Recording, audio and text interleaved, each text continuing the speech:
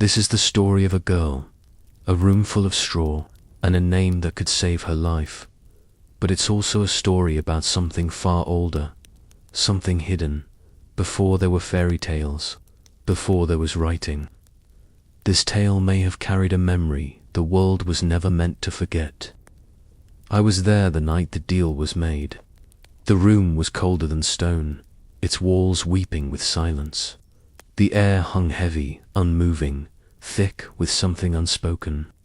She stood alone in that chamber, just a girl, barely more than a child, her frame dwarfed by mountains of straw that reached all the way to the ceiling.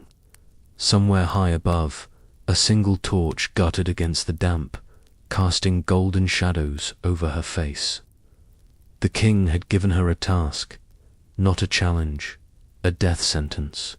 He wanted gold, and by morning, if none appeared, she would die.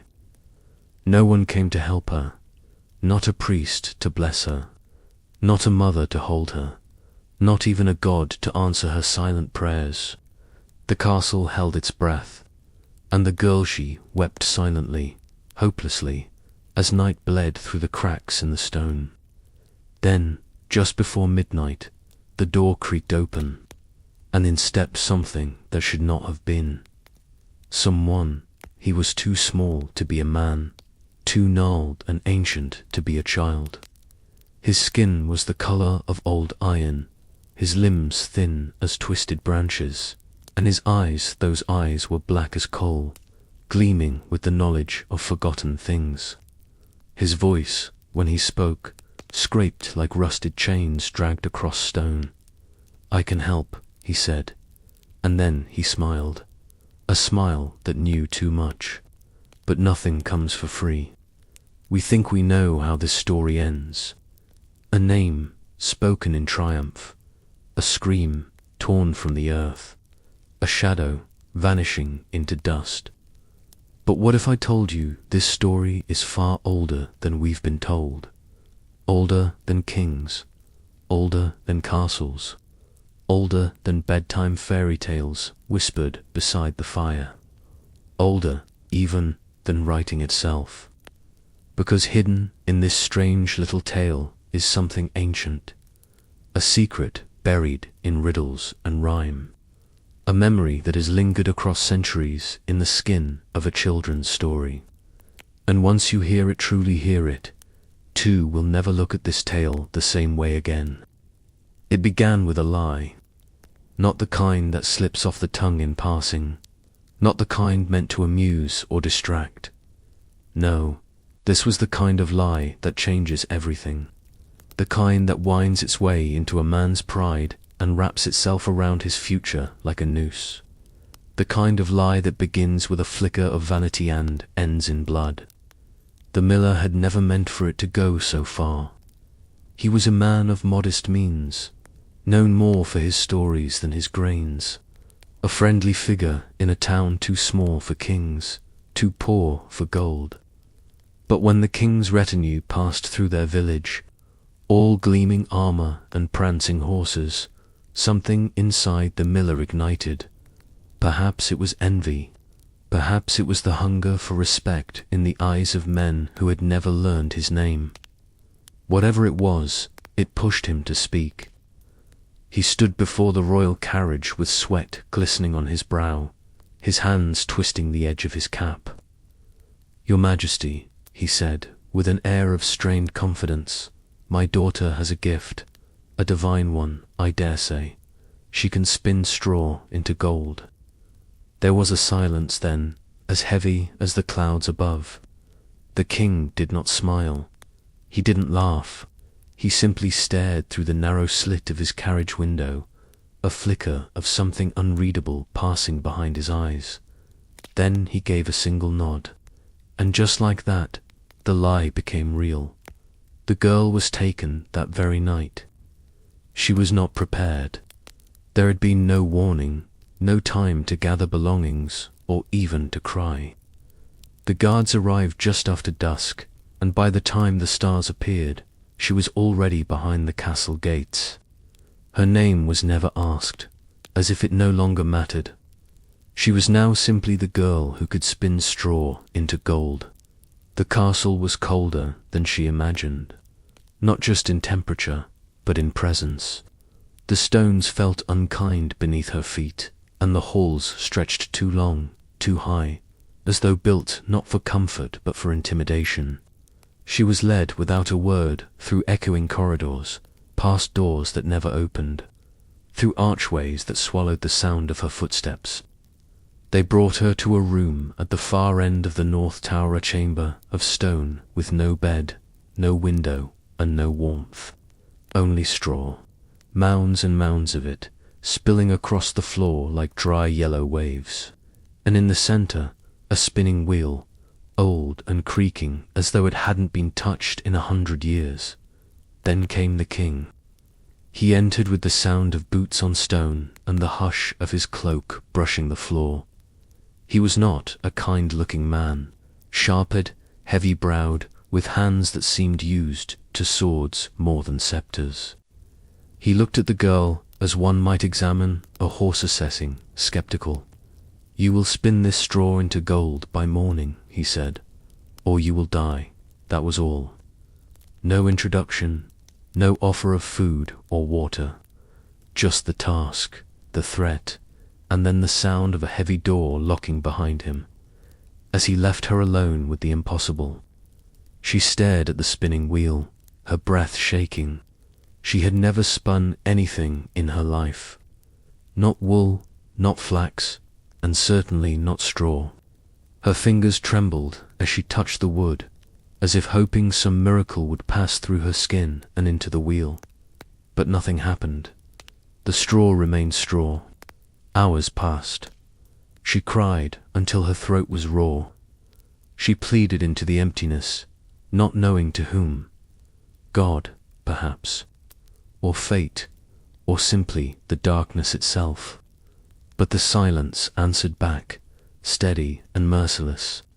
Then a creak. The door opened, though no footsteps had approached, and in stepped something strange. He was small, no taller than a child, but not youthful. His face was old in the way of roots, and stone-twisted, ancient, unreadable. His eyes gleamed with a light that did not belong to this world. He wore no crown, no cloak, only a patchwork of fabrics and a belt cluttered with tiny pouches that jingled softly when he moved. The girl stumbled back. Who are you?" He tilted his head, as if puzzled she would even ask. "I might help you," he said. His voice was like wind under a door thin, cold, persistent. "But there is always a price." She looked at him, eyes swollen from crying, her body too tired to be afraid. "I have nothing," she whispered. He stepped closer. "Your necklace," he said, pointing with a finger that bent too many times. "Give it to me, and I'll spin this straw into gold." It was a simple thing, that necklace, a charm her mother gave her before she died.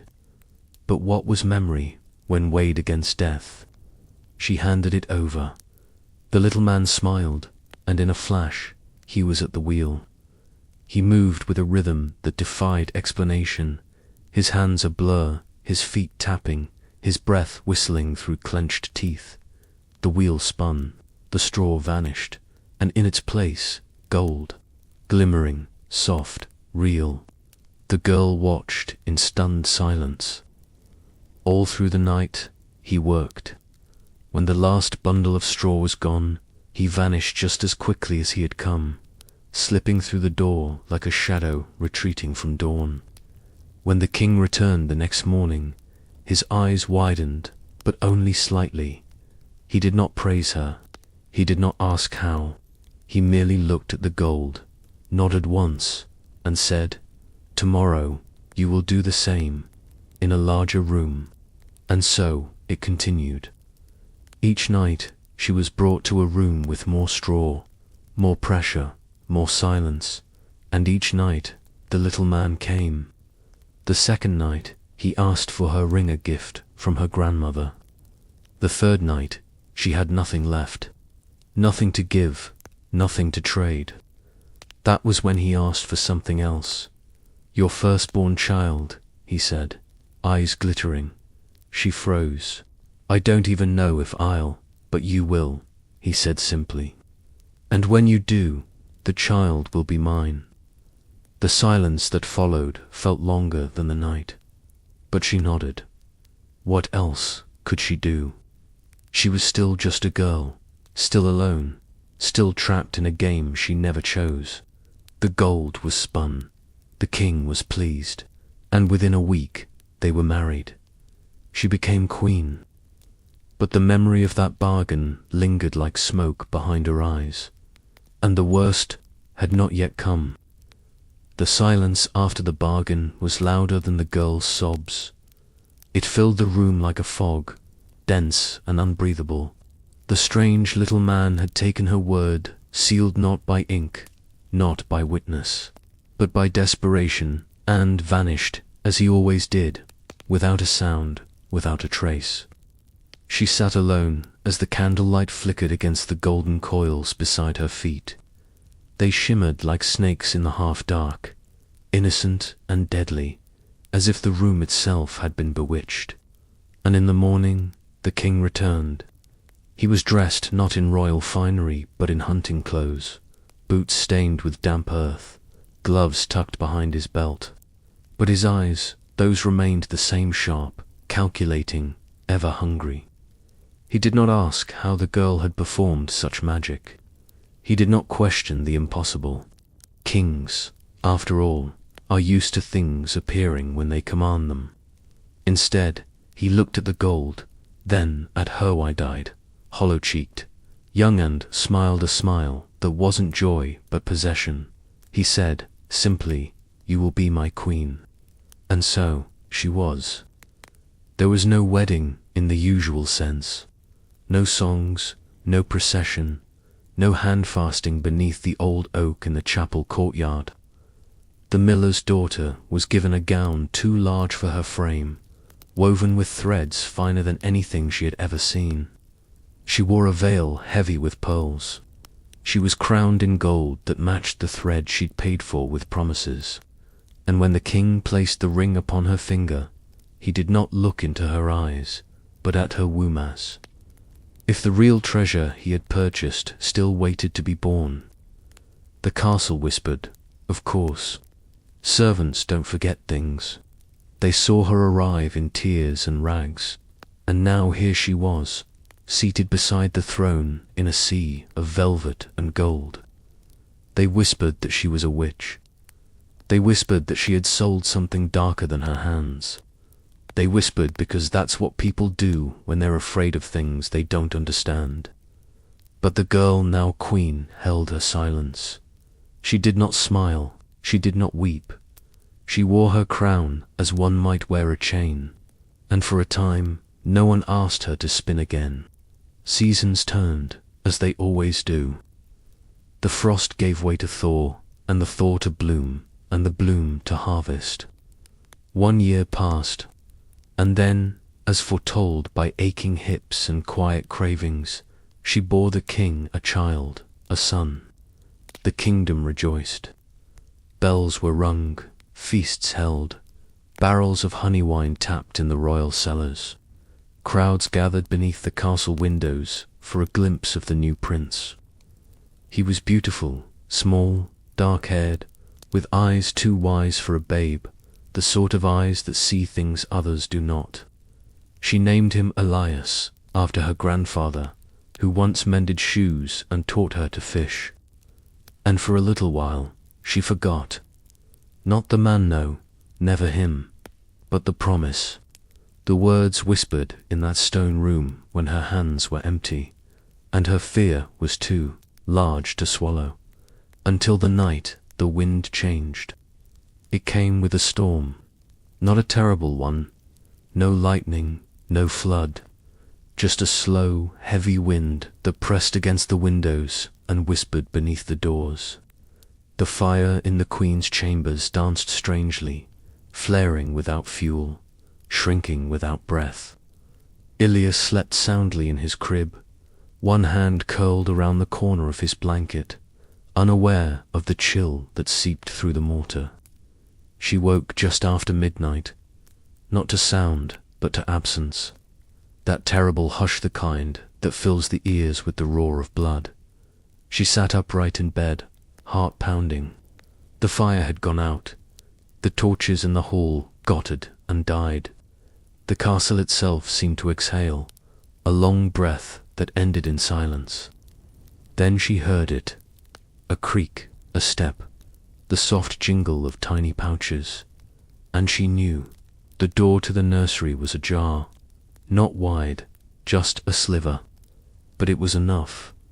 She rose without dressing, her feet bare against the cold floor, and crossed the room with a trembling grace. She opened the nursery door, and he was there, the same as before, no taller, no older, no less strange. His back was to her, and he was humming a low, melodic sound, like a lullaby sung in a forgotten tongue. He was rocking Elias's cradle with one twisted hand, and the baby slept on, untroubled. The queen spoke, and her voice cracked like frost beneath a heel. No. He turned slowly, as if the moment were drawn out by some invisible hand. We had a bargain, he said, and I have come to collect. You can't, she whispered. He's mine. His head tilted, curious. And yet you gave him away before he was even conceived. What does that make you? She swallowed the scream in her throat. Please. Take anything else. Gold, land, servants, jewels. I will give you anything. He stepped forward, and the firelight found his eyes. I don't want your wealth. Something living is dearer to me than all the treasures of the world. She fell to her knees, the cold biting into her bones. Have mercy. He was quiet for a time, watching her with a kind of distant amusement, as one might watch a bird trapped behind glass.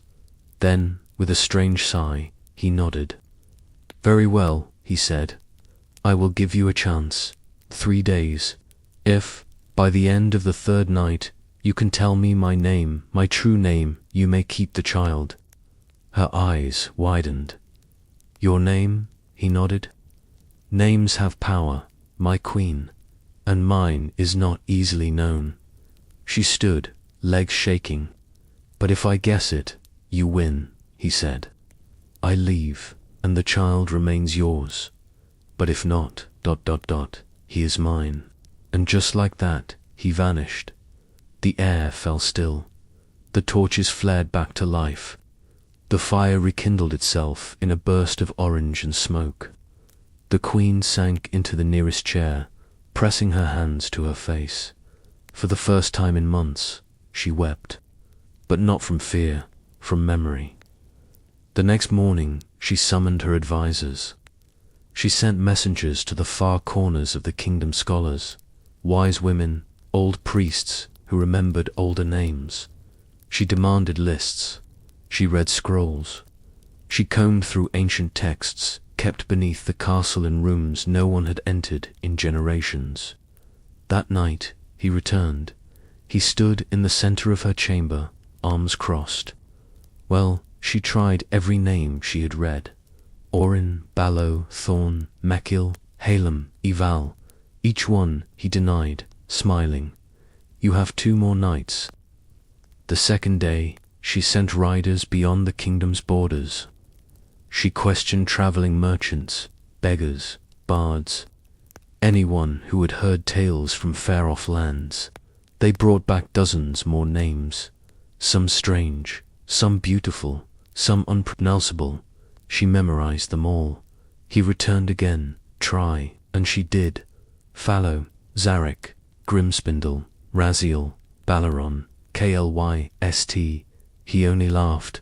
1 more night, your majesty. You should say your goodbyes. The 3rd morning dawned grey. Clouds sagged against the hills, and the air smelled of ash and wet stone. The queen sat by the nursery window, holding Elias in her arms, unable to eat, unable to think. The castle moved around her like a dream, soft, distorted, slow. Just after noon, a rider returned.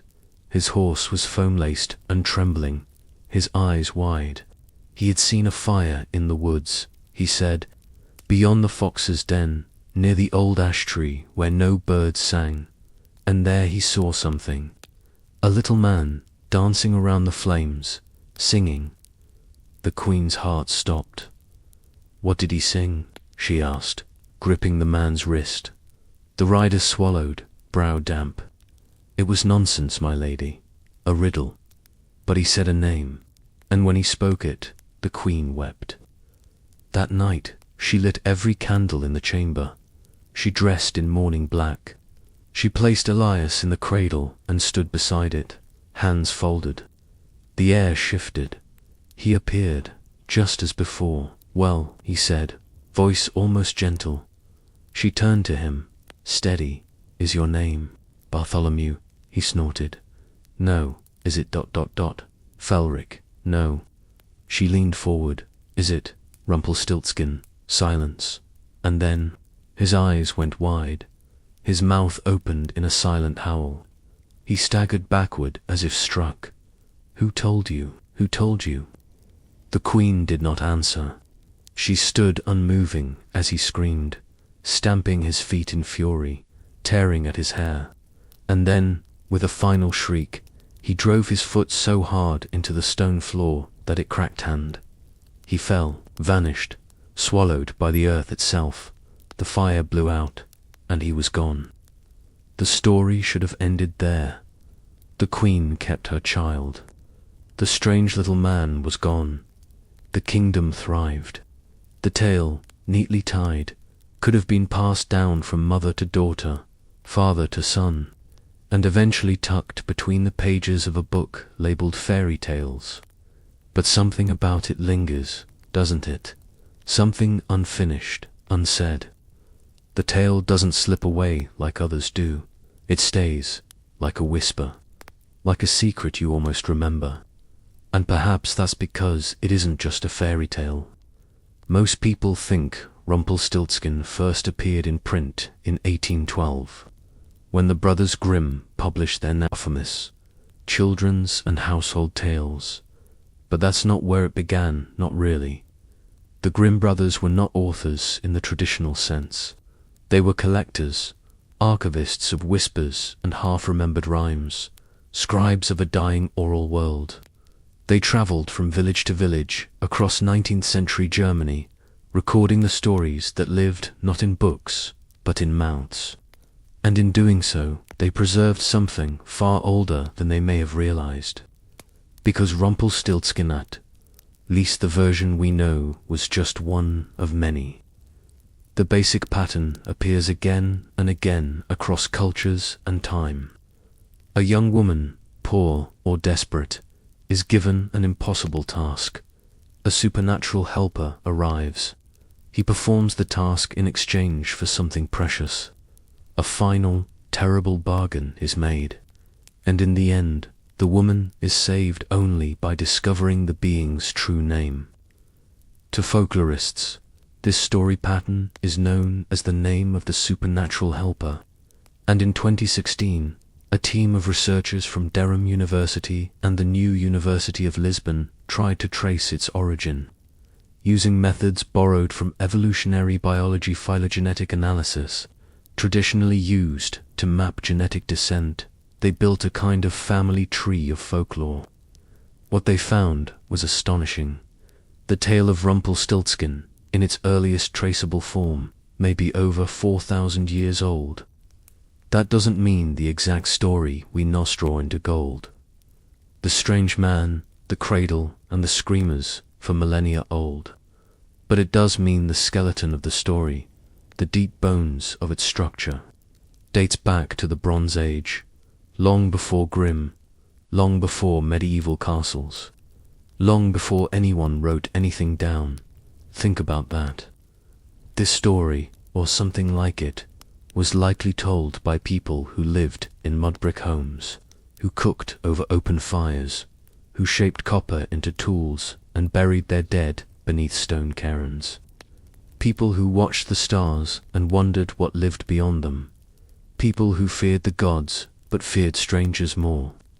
People who whispered tales to their children, not to entertain, but to warn, to remember. But what is it that they were trying to preserve? To find the answer, we must start with the act of spinning. In our modern world, spinning is quaint, even boring. A symbol of old domesticity spindles, looms thread. But in ancient cultures, spinning held a cosmic weight. It wasn't just labor, it was power. It was the power to shape fate, to stretch time, to bind life together with invisible threads. In Greek mythology, the fates Clotho, Lachesis, and Atropos were depicted as weavers. One spun the thread of life, another measured it, and the third cut it. Your birth, your lifespan, your death all laid out in yarn. No king or god could defy them. In Norse belief, there were the Norns, 3 seers who sat at the roots of Yggdrasil, the world tree, weaving the destiny of gods and mortals alike. The patterns they wove could not be undone. They weren't just telling the future, they were making it. Even in Vedic tradition, the cosmos itself was imagined as a woven tapestry, golden threads stretching across the universe, binding all things in a divine pattern. To spin was to participate in creation itself. And then there's gold. To us, gold is wealth. But to the ancients, it was more than currency. It was immortal. It never rusted, never tarnished, never faded. Gold was the metal of the gods. It glowed like the sun, like fire frozen in metal. In alchemy, gold was the symbol of perfection, of enlightenment, of the divine soul freed from corruption. So now, picture the image again. A poor girl spinning straw into gold. She isn't just performing a miracle, she's undergoing a transformation. She's taking something worthless and making it divine. In a sense, she's enacting alchemy, not the laboratory kind, but the spiritual kind, the reshaping of the self, the elevation of the mundane. But she doesn't do it alone. She can't. She has help, and it comes at a cost. Which brings us to the helper, that strange little man who knows how to spin gold, who appears without being called, who asks for trinkets at first, then demands a life. Who is he? In fairy tales, he's a trickster. Sometimes helpful, sometimes cruel. He's not quite a demon, not quite a god. He lives on the edge of the known world. He speaks in riddles. He works in secret. He disappears underground. But step back, look at the pattern. Because this kind of figure shows up everywhere. In ancient Sumer, there was Kothoakasman, who built the palaces of the gods. In Egypt, there was Pata, who created the world, not by shaping it, but by speaking it, but by speaking it, naming it into being. In the Hebrew Bible, there's Tubal-Cain, the first forger of bronze and iron, a name whispered among early blacksmiths. In Celtic lore, there were the Tuatha Dé Danann, mysterious beings who brought knowledge, music, and metalwork to Ireland before retreating underground, on in Slavic tradition. Sverogod, a fire and blacksmith, crafted the world from sparks and steel. And in all of these stories, these figures share traits. They bring knowledge no one else has. They emerge from places of fire, forges, mountains, caves. They come offering help, and they leave demanding tribute. And they almost always speak in ways that are strange to the human ear. Songs, chants, names no one can pronounce, sound familiar. Perhaps Rumpelstiltskin isn't a man at all. Perhaps he's a memory, a faded echo of the first metal workers, the first alchemists, the ones who turned stone into blades, who pulled fire from rock, who seemed to the people around them like magicians, or demons, or gods.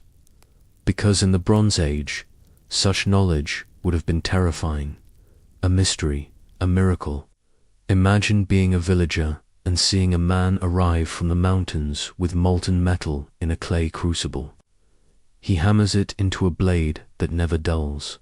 You ask him where it came from. He shrugs. You don't know if he's man or monster, but you know what you saw. And when your crops fail, or the storms come, or the baby won't stop crying, you remember him, the fire-bringer, the one who made gold. You tell your children to stay away from the hills. You tell them not to speak to strangers, and you tell them the story of a man who helped but only if you gave him something in return, something living. The wind had quieted, but the silence it left behind was even heavier. The Queen stood for a long while in the dim light of the nursery, her hand resting gently on the cradle. Elias slept, unbothered by the shadow that had passed through the room. Yet within her a storm churned. Fear, yes, but also something sharper, knowledge. This was no longer just about survival. It was about understanding who this being truly was. For if names held power, then his name must contain more than syllables. It must hold meaning, origin, truth. She hardly slept. Her thoughts ran in circles, chasing ancient memories like ghosts in a forest. She thought of her childhood, of the old crone who used to mutter charms in the village square, of the man with the hunched back who sold bone dice and claimed he could speak to spirits. She thought of old songs her grandfather had sung, full of riddles and nonsense rhymes, of dreams and fire and forgotten names. When the morning came, she did not eat. She walked the castle grounds barefoot, calling the names of things aloud to herself. Tree, stone, sky, wind, breath. She listened to how the words felt in her mouth, how they rang in her ears. She whispered Elias's name again and again, letting it tether her to the present. As midday passed, she descended into the castle's oldest chambers, the forgotten crypts where records were kept and no footsteps echoed. Here, the air smelled of mildew and old paper. Scrolls and tomes lined the walls like ancient bones, and dust hung in the beams of her candlelight. She traced her fingers over crumbling parchment, lips moving silently, reciting names too old to be spoken in daylight. One book caught her eye, a record of border customs, a ledger of traders and traveling folk who passed through the kingdom generations ago. In the margins, a symbol repeated, a twisted curl, almost like a spindle, and next to it, a name knot, written clearly but scratched, scrawled in frustration or haste. She could barely make it out. Rumpel, ... The syllables stuck in her mouth like seeds. Something about it felt wrong and right at once. She closed the book and held it to her chest. That night, she dressed in her simplest gown, no crown, no jewels, just the weight of her task and the name burning in her mouth like fire. She lit no torches, only the hearth. She held Elias close, humming to him in a melody that had no beginning or end. The air shifted, the shadows folded in on themselves. He appeared. "Well, my queen," he said, his voice almost kind. "You've come far, but have you come far enough?" She nodded. "I think I have." He stepped closer, hands behind his back. "And what name have you for me tonight?" She looked down at Elias, then back to the figure before her. "Your name," she said, voice steady, "is Rumpelstiltskin." For a moment, the room held its breath. Then he screamed. It wasn't rage, not exactly. It was despair, fury, fear. Fear. His eyes widened in disbelief as he stumbled backward, his limbs twitching like a broken puppet. "No, no, who told you? Who told you?" He stamped his feet so violently that cracks burst across the stone floor like spiderwebs. Flames surged in the hearth. The cradle rocked. Elias stirred, but did not cry. The queen stood her ground. Rumpelstiltskin shrieked, a sound not meant for human ears, and with one final stomp, the ground beneath him split open. He fell not like a man, but like smoke sucked back into the bottle it escaped from. The stone closed behind him, and he was gone. In the days that followed, the queen did not speak of it. The cracks in the floor were repaired. The cradle was moved closer to the window, where the light always found Ilias's face. The kingdom knew only that the queen had faced a great ordeal and emerged whole, but in her heart she carried questions and a hunger. What had he meant when he said, "Something living is dearer to me than all the treasures of the world"? Why did he want the child? Why was his name hidden? And what truly was he? To understand that, she would have to go deeper than any record room, further than any messenger's report. She would have to journey into the space between stories, into the breath between songs. For this was not just a man with a trick dot. It was a being older than language, and perhaps, just perhaps, his story had been told before, long before. There were whispers, of course, in the old places, among the oldest stones. People still spoke of the others. They had 100 names: old folk, fire folk, whisperers, forgers. They came before kings, before gods, before even the memory of names. Some said they lived beneath mountains, some in the roots of trees. Others said they were stars, fallen to earth, trapped in flesh and ash. Always they came bearing gift sand, always. Those gifts bore a price. The queen began gathering stories, not just from scholars, but from wanderers and weavers and midwives, from anyone whose voice trembled when they spoke of the old days. She invited them in under the guise of charity and listened, and she began to see patterns. Stories of strange visitors who offered help in times of desperations, spinning thread, crafting tools, bringing harvests early, but who always demanded something precious in return. A child, a name, a soul, and in these stories, names were never given freely. They had to be earned, discovered, unraveled like knots. Names were the key to everything, to control, to banishment, to survival. She found a stone tablet in a ruined abbey near the eastern cliffs. It was carved in a script no one alive could read, but etched beneath it, added centuries later by some trembling hand, was a single line in her own tongue. To speak the name is to bind the flame. She wondered, had someone else done what she had, defeated one of the others, and if so, did they ever return? She feared the answer, and yet, in that fear, something else bloomed, resolve. If these beings walked the world, still hidden, waiting, then others must be warned. The names must be preserved. The stories must be told, not as fables, but as maps, as weapons.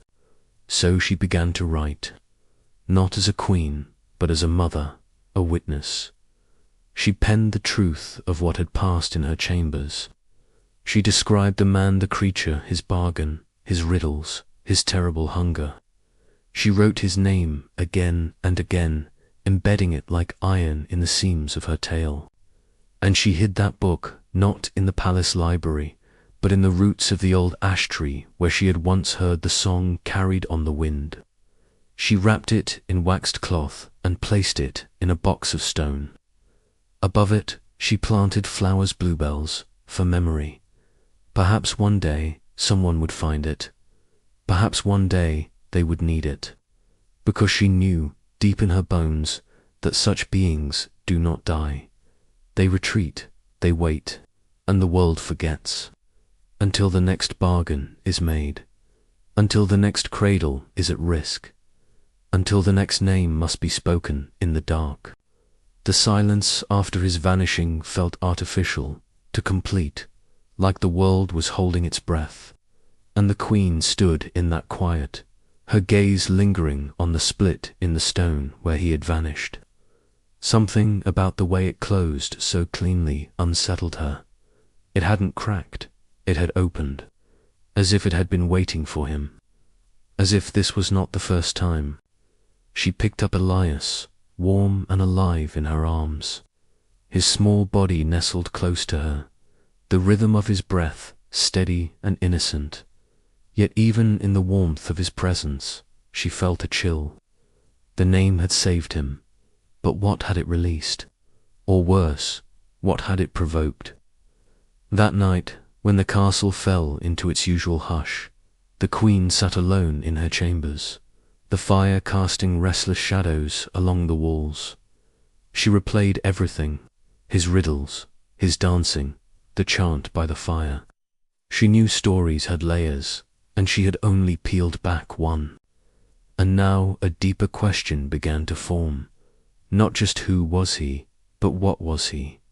There were names in the old kingdom archives, names that appeared in no census, no noble line, names etched on broken stones in forgotten dialects, names mentioned in farmers' tales and warnings whispered around hearths. She had seen them before but never recognized the pattern. Now she did. There were others like him. Not many, but enough to leave marks in the record, like thumbprints on glass. The queen called for the oldest map in the royal cartographer's archive. When it arrived, bound in stiff vellum and smelling of dust, she unfolded it across the great oak table in her solar. The map depicted the kingdom as it had been hundreds of years ago. On the far edge, where the ink had faded and parchment buckled, there was a curious marking. Not a town, not a fort, but a symbol, a spiral surrounded by jagged strokes. Beside it, a word, barely legible, Asherok. She summoned her steward. I want a quiet party of riders prepared. No banners, no trumpets. We leave before dawn. He bowed, wisely asking no questions. The journey to Ashruk was not long, but it felt longer than distance alone could measure. The land grew more wild with every mile. The trees stood closer, their branches intertwined like clasped fingers. Birds fell silent as the party passed, and the road itself, if it could still be called, that was pocked with stones and ridged with roots that looked disturbingly like veins. By the third day, the queen dismissed her attendants. She would go the final stretch alone. They protested, but she was resolute. She took only her journal, a blade, and Elias swaddled on her back. Ashruk was a village once, but now it was something less, or perhaps something more. The foundations of homes remained, but nothing else. No roofs, no signs of fire or abandonment. Just the shapes where people had once lived, erased. Yet the spiral symbol repeated again and again, carved into trees, scratched into stones, even marked into the soil. In the heart of the ruins stood a tree unlike any she'd seen. It rose, twisted and black, its bark scorched but not burned. Beneath it, a stone platform, smooth and round, stained in the center with something dark. Not blood, not ash, something older. She sat there until night came, and when it did, she waited.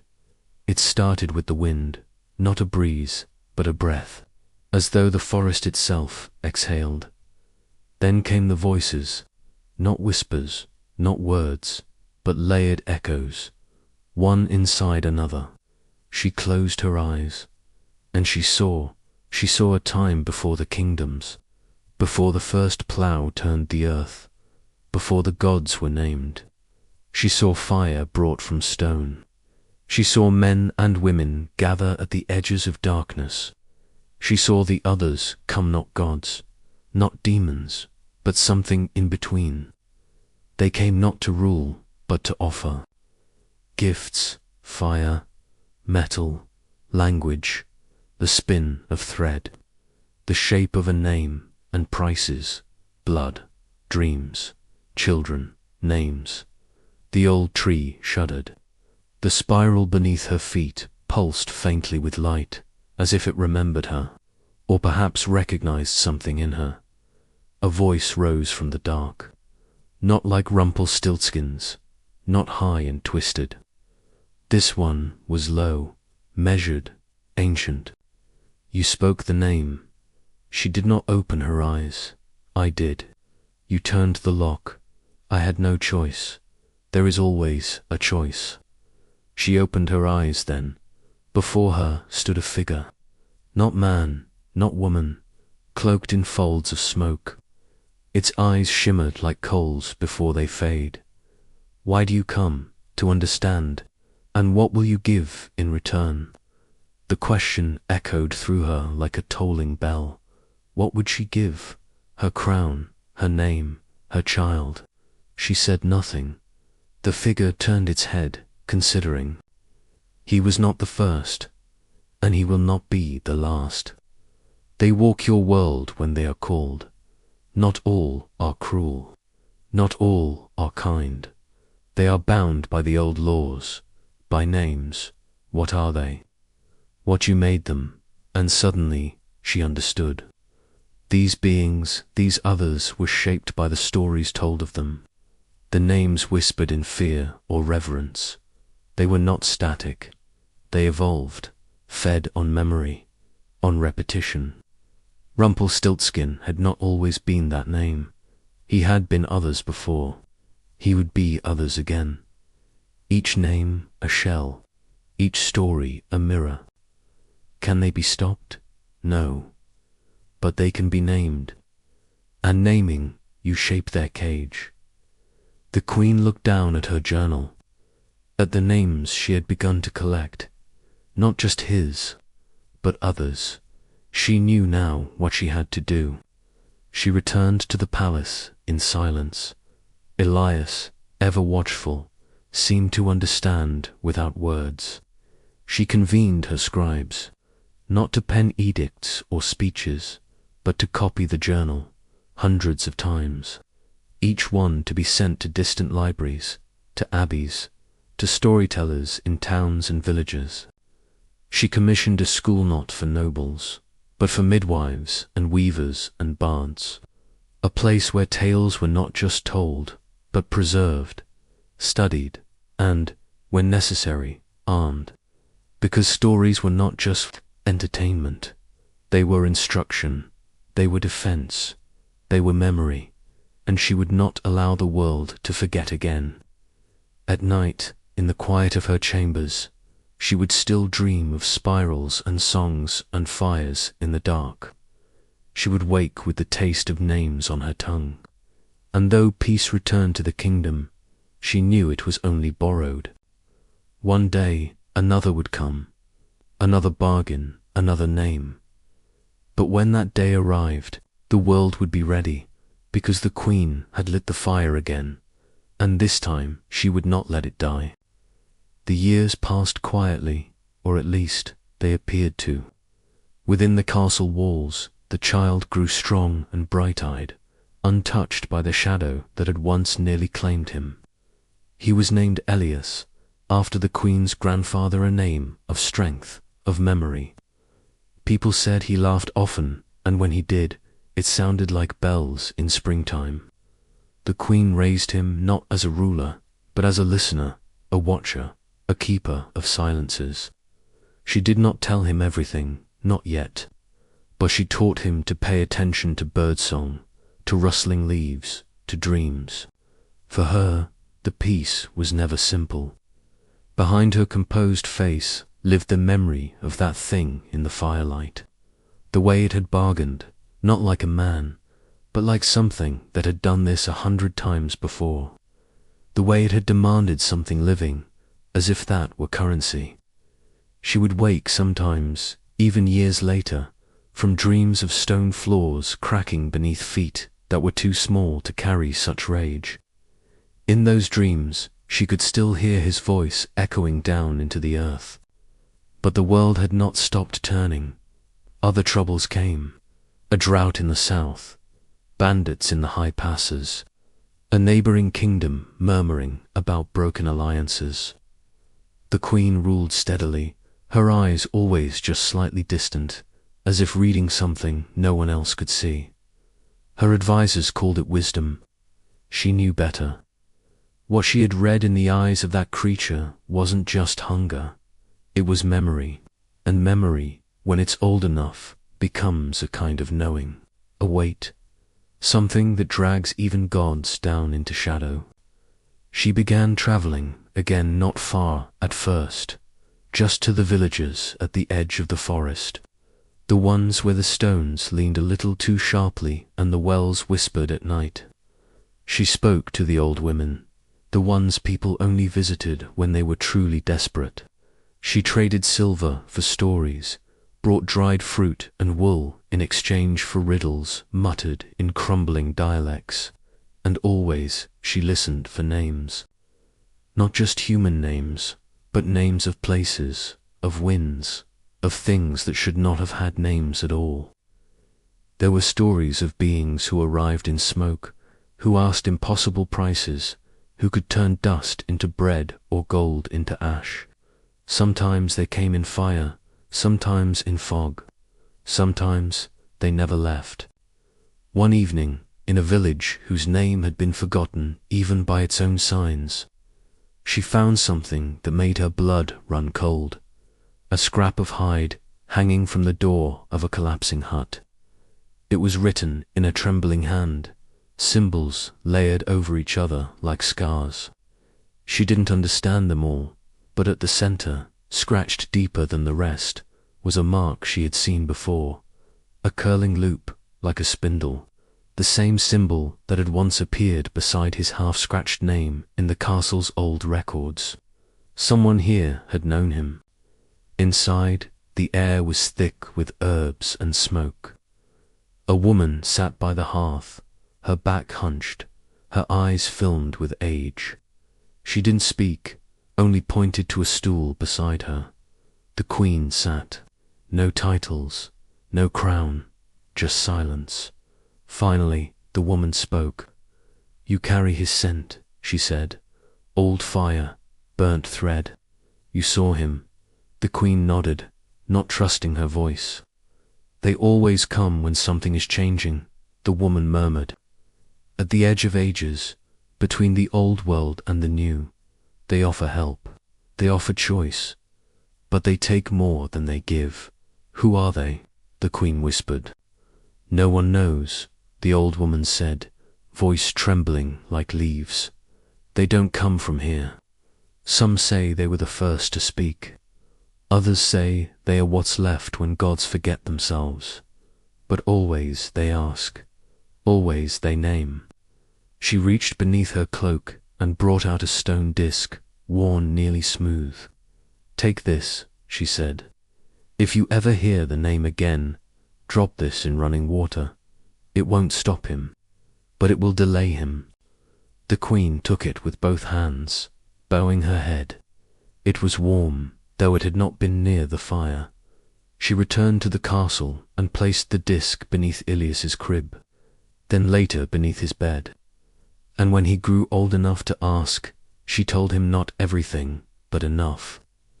About the night the stars held their breath, about the power of names, about the danger that doesn't knock but sings. He didn't laugh or call it a dream. He only asked one question. What did he want with me? She didn't have an answer, because that was the wound that hadn't healed. Not just that the being had tried to take the child, but that it had wanted to, with purpose, with a kind of ritual in mind, and no explanation had ever been offered. Years passed. Elias became a young man, curious, quiet, clever. He studied languages and listened to old songs.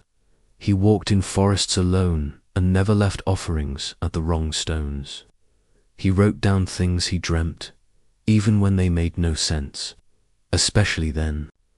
One night, in the depths of winter, he came to his mother with a strange look on his face. "I saw him," he said. She froze. Where? In my dream, Elias said, but not like before. I wasn't a child. I was, me now. And he didn't ask for me. He asked me a question. What question? Elias swallowed. He said, do you remember what you were made for?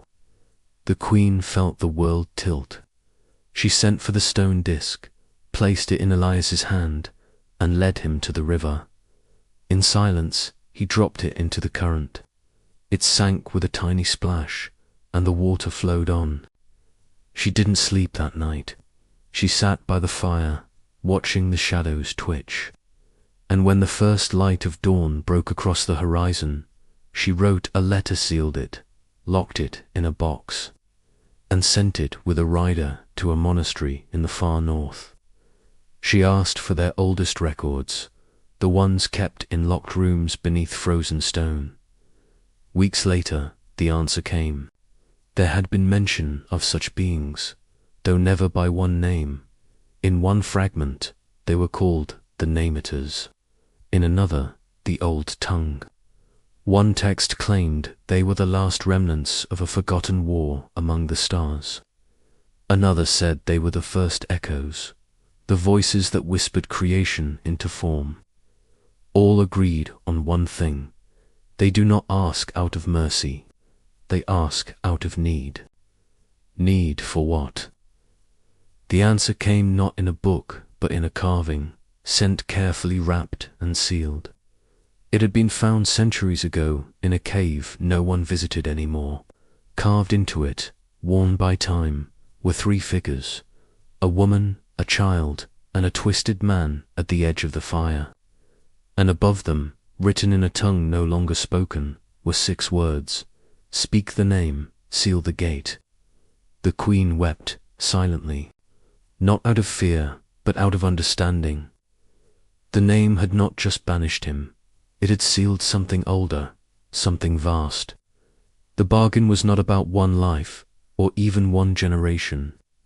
It was a pattern, a ritual, a cycle that stretched backward and forward in time, and somehow Elias was part of it. That night, she walked the corridors of the castle like she had done all those years ago. Her hair had silver now, but her step was steady. She passed tapestries, halls, the echoing court. All of it had felt so large once. Now it was only rooms, walls, a fragile shape built around something vast and unknowable. In Elias's chamber, she found him writing. Another dream, she asked. He looked up and nodded. I think he's waiting. For what? For me to speak his name again. She sat beside him. Then you won't, she said softly.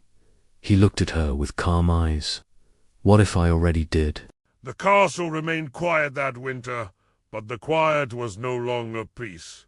It felt like breath being held, like something coiled, waiting. The queen found herself pacing again, old habits surfacing like ghosts from long-buried years. She rechecked the locks, walked the ramparts, read over her journals, each page a litany of names, symbols, patterns, every mark a defense against Vergain Don Ellis, though calm, had changed, not in the ways that others could see not, in his posture or speech, but in the stillness that clung to him now. He no longer hummed to himself while walking the gardens. He no longer spoke in half-sentences when lost in thought.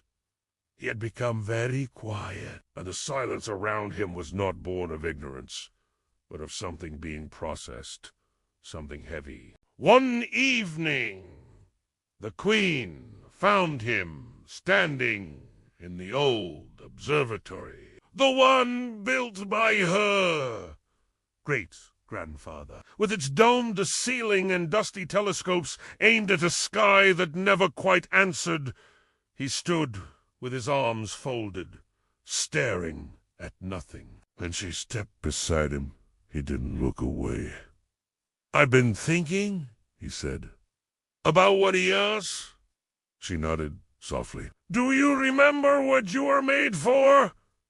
Ilias's jaw tensed. It sounds like prophecy, but it doesn't feel like one. It feels like ... memory. Like I've already made a choice, and I'm just catching up to it. The queen didn't respond. She knew what he meant. There were moments in life that didn't unfold forward, but backward, as if something in the future had already happened, and the present was merely the mind catching up. Elias continued. There's a name that keeps coming to me in dreams. Not his name. A different one. I don't know what it means, but I say it every time I wake up. He turned to her. Do you want to hear it? No, she said quickly. Then, more gently. Not yet. Because she knew better than most that names were not just sounds. They were the case triggers, doors. And doors could open both ways. The next morning, she summoned her council. Most of them were gray-haired now, people she had known for decades, but they didn't know the true wash-head fortnight. The one with borders and bandits, but the one behind her.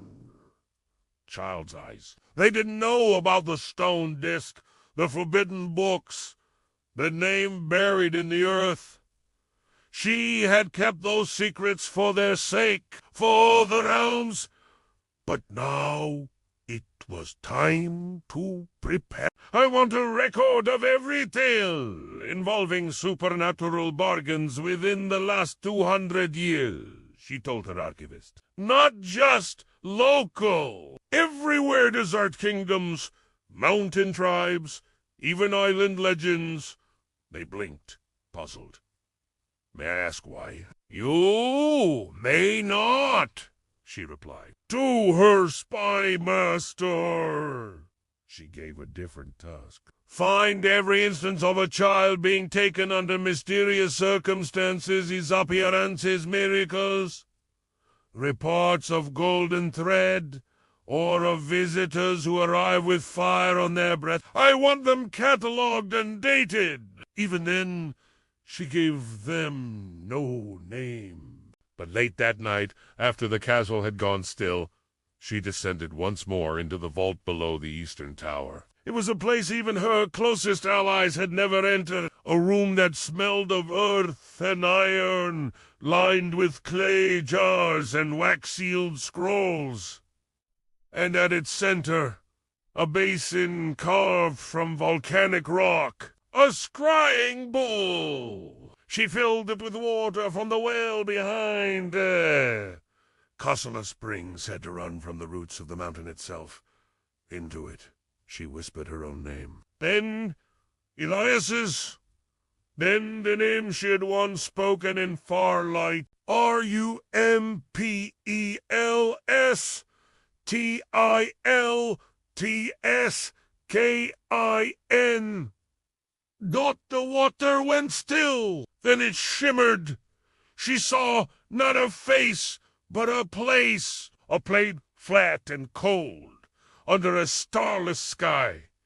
And upon it, a circle of figures hooded, unmoving. Around them, wind howled but did not touch them. They stood like statues, silent, eternal, and at the center, a child. Not Elias, but another. A girl, maybe 8 years old. She looked afraid, but not surprised, as if she had always known this would happen. The queen blinked. The vision vanished. She staggered back, breath shuddering, heart pounding in her chest like a drum. This wasn't over. It had never been over. What she had thought was a one-time ordeal, single bargain, was just a piece of something older, larger, more complex. This was a pattern, a design. She began to write again. Not a story this time, a warning. A mop! She charted every tale, every account she had gathered. She drew lines between events that had once seemed random. A harvest failing here, a child disappearing there, a new star appearing in the sky. The pattern emerged like a webbed dot at its heart. The offering, always a child, always tied to a name. And somewhere behind it all, the others, those beings who were not men, not gods, but something in between. She began to think they were not even individuals, but functions, archetypes, roles that moved through history like actors on an eternal stage. And Rumpelstiltskin, whatever his true nature, was one of them. Elias continued dreaming each time. He came to her with fragment songs, phrases, sometimes symbols he'd seen carved into stone walls or drawn in sand. One morning, he brought her a phrase written on parchment. "Give breath to the spindle and the wheel will remember." She stared at it for a long time. And then she remembered something, a lullaby her mother used to sing. It had meant nothing at the time, just a nonsense rhyme. But da-da-da-da-da-da, she recited it slowly, hearing the echo of that phrase. Round and round the wheel shall go. Where it stops, the heart will know. It wasn't a lullaby. It was a binding, a containment. The ritual whispered a song. They had been preparing children for this for generations, without even knowing. Later that day, Elias approached her with something else. "A question. If they come for me again?" he asked. "What happens if I don't resist?" She turned sharply. "You will." "But what if that's not what I'm meant for?" he asked. "What if I'm not here to fight them? Then what?" she asked. "To join them." He hesitated, and in that hesitation she heard the sound of doors unlocking.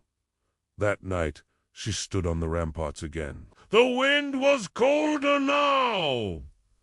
The stars felt too far away. She felt old, not in years, but in weight, like she had been carrying something too vast for too long. She thought of that girl in the vision, and the figures in the circle, and the way the world kept turning while the pattern repeated beneath the surface. Perhaps this was always the way of things. Perhaps every age had its sacrifice, its wheel, its name. She made a decision then. If the story was to be told, again, if the wheel was to turn once more, then it would do so with eyes opened up. No more forgetting. No more.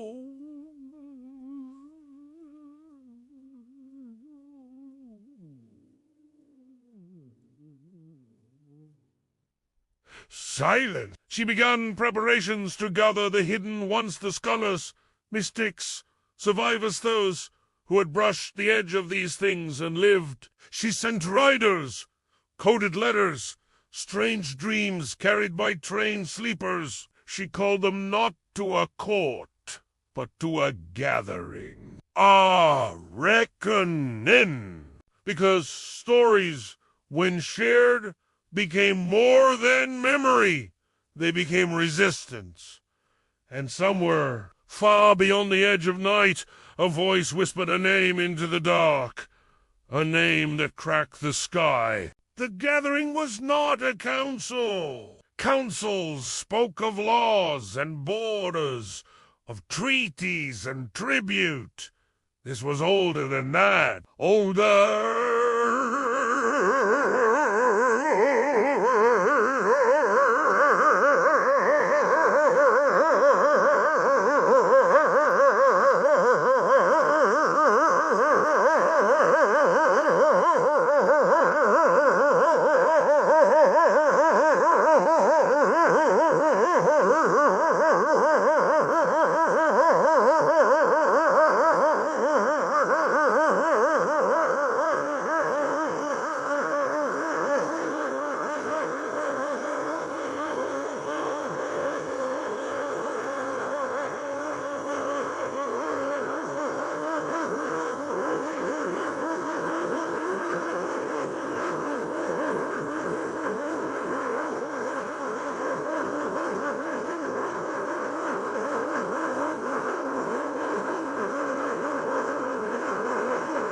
They came not in robes of office or crests of rank, but in silence, cloaked in wool and ash and memory. Some walked for weeks through frost and mud. Others emerged from caves, forests, or the bellies of ships that docked only under moonlight. A few arrived with symbols inked on their skin, sigils that made even the castle guards look away. No proclamations were made, no trumpets sounded, only candles were lit, and in a hall sealed long ago for its echoes, the queen sat with them not as monarch, but as witness. In that space names were whispered like spells, and no one spoke twice without leaving something behind.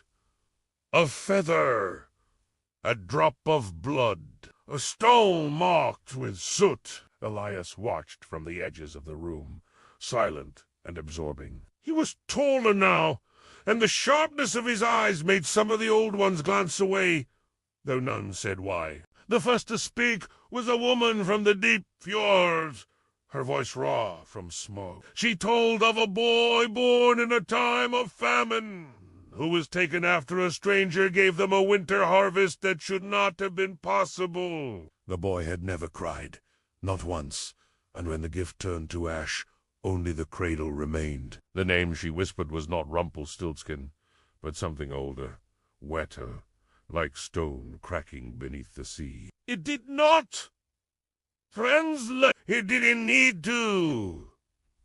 Others followed. From the southern sands, a man who had burned his own house to the ground after finding golden thread woven into his child's blanket. From the high forests, a midwife who had delivered twins who breathed, and one who opened its eyes already, knowing the names of those who would die. From the salt marshes, a monk who had copied a scroll that refused to be memorized, its ink wriggling like worms across the page when read aloud. Each tale carried the same weight.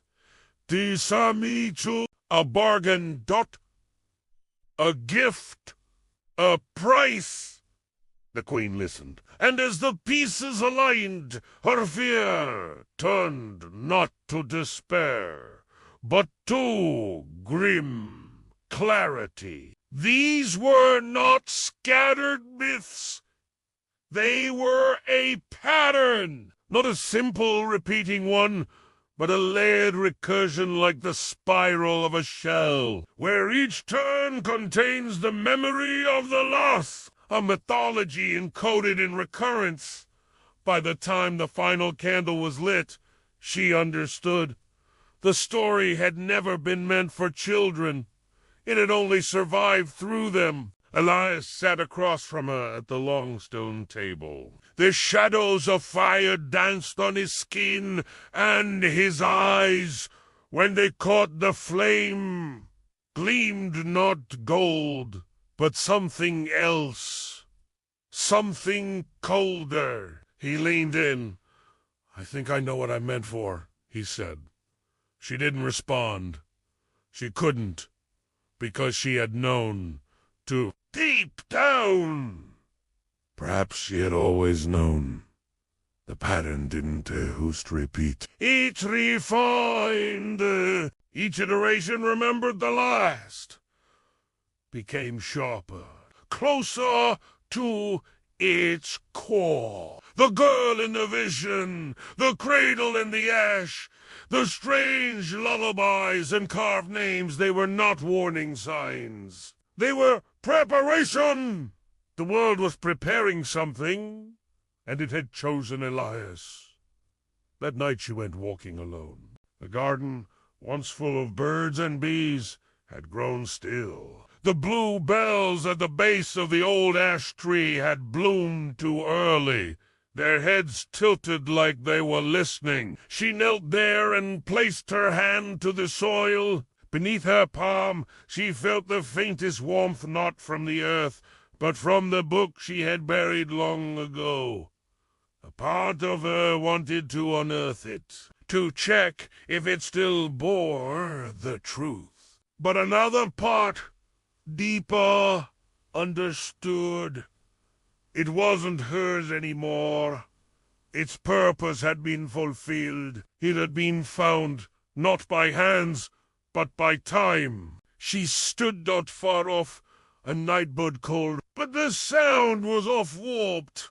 Somehow, like wind bent around glass. She followed it through the trees and into the low valley beyond the walls. Mist hung, thick as wool. There was no moon, and yet she saw him. Not Rumpelstiltskin, not. Why, he stood with his back to her, shape flickering between forms. Man, shadow, flame. When it turned there, his face was familiar and wrong all at once. The eyes were the same, but what lay behind them had changed. "It's coming undone," he said, voice low. She said nothing. He smiled, but it was sad. I once thought the pattern was eternal, that no matter how many times it was broken, it would rebuild. But now, he looked at her. Now I wonder if you've taught it to remember too much. The Queen stepped closer, but not recklessly. What do you mean? He tilted his head, and for a moment he looked very tired. This time you knew the name. You found the pattern. You wrote it down. That wasn't meant to happen.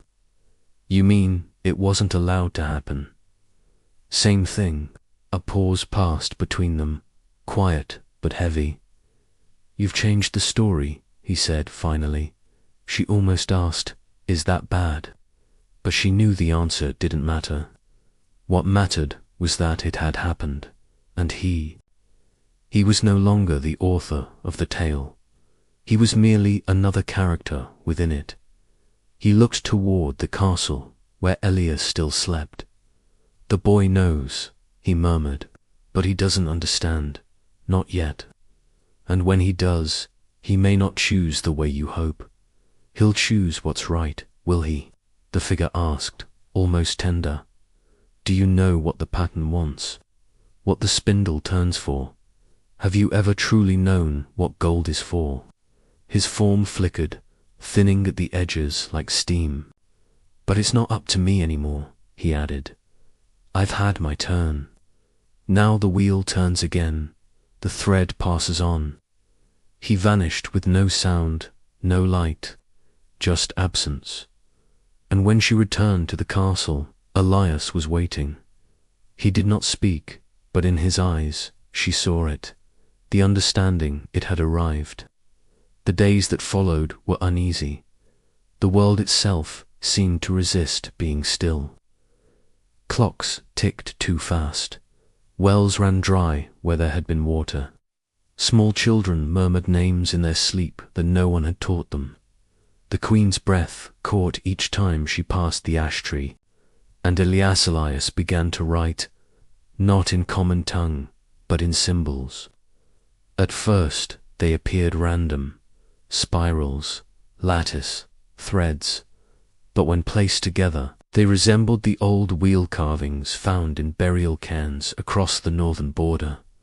When asked what they meant, he simply said, they're not for speaking, they're for remembering. Then, one night, he rose from bed, walked to the hearth, and tossed the parchment into the flame. She didn't stop him, because the knowledge had already passed where fire could not reach. The castle had grown quieter since the birth of the Queen's son, but not in peace. It was a hush of held breath, of things left unsaid. Servants moved softer, torches burned lower, even the stone seemed to listen. Whispers rose from the walls at night, stories of the shadow that had split the nursery floor, of the strange man who had come and gone in smoke and fire. But the Queen said nothing. She sat with Elias each night by the window, whispering to him not lullabies, but words old and carved, names forgotten by most, and truths spoken like spells. The nursemaids noticed the change in her. She no longer asked for songs from the chapel, but for stories from the scullery maids and guards, tales their grandmothers had told. She would beckon quietly at dusk, ask them to sit, and say, "Tell me what you remember." And always, always, she listened. Not with the half-hearted courtesy of a monarch, but with hunger. And something else. Recognition. She began to see patterns in the stories. The helpers never looked the same, but they always came when desperation was ripe. They had many faces: a crooked man with soot on his hands, a veiled woman with spinning eyes, a child with hair like silver thread. Always, they arrived when someone cried out in despair, and always they asked for something dear. One woman, wringing her apron with shaking hands, told of her cousin in the mountains who had made a pact with a man of smoke during a plague winter. The man had cured her child, and in return asked for her silence. But when she broke it, he vanished, and the child was never the same again. Another spoke of a fisherman's wife who met a stranger on the shoreline, who offered nets that never emptied so long as she never looked at his face. But she did, and the sea never gave fish again. The queen recorded it all, quietly, patiently. Each tale added a stitch to the larger tapestry, and that tapestry, she began to believe, stretched far further back than her own time, further than the fairy tales woven by fireside. She believed she had seen someone who had slipped through the cracks of time, and he would return. Maybe not for her, not for Elias, but for someone. And so the queen began to prepare. She commissioned new tapestries not for beauty, but for memory, woven depictions of the story not as the kingdom had known it, but as she had lived it. She had a chamber redone in secret, a small room behind the old library, hung with embroidered riddles and figures cloaked in fire. She taught her son to read them not as images, but as signs. "This," she would say, pointing to the dancing figure stitched in crimson thread, "is not just a man. It is a warning." Elias listened, as children do when they sense the weight behind a story. He would nod solemnly and whisper back the names she had taught him. "Rumpelstiltskin," he said once, tracing the spiraled stitching with his finger. "Is he a man or a god?" "Neither," she replied, "or both. He is what we made him." The boy tilted his head. "What do you mean?" The queen looked out the window at the snow beginning to fall. "There are beings that live in stories, but stories are alive too. When we forget the truth, they become something else, sometimes darker, sometimes hungry." Elias frowned. "Then can they be changed?" She smiled sadly. "Only if we remember, only if we speak." By the time Elias was 10, he could recite the full tale by heart, not the children's version, but the full shape of it, with all its terrible sharpness intact. He asked questions few would dare. Why had the creature helped her at all? Why had he let her live? Why did he want the child, and what would he have done had he won? The queen never claimed to know all the answers, but she never turned him away. The truth was like a seed. She believed it needed curiosity to bloom. And then one day, a messenger arrived. A small village on the kingdom's western border had seen something. A child gone missing in the night, a fire in the woods with no source, and a song faint, strange, winding heard by the shepherds just before dawn. The queen went herself. The villagers were afraid to speak, but when she showed them the woven sigil, her hidden mark, they came forward. A girl had vanished from her bed. The parents had no enemies, no debts, but the child had been sick, dying even. And 3 nights before, a stranger had come through, wearing a hood, offering herbs.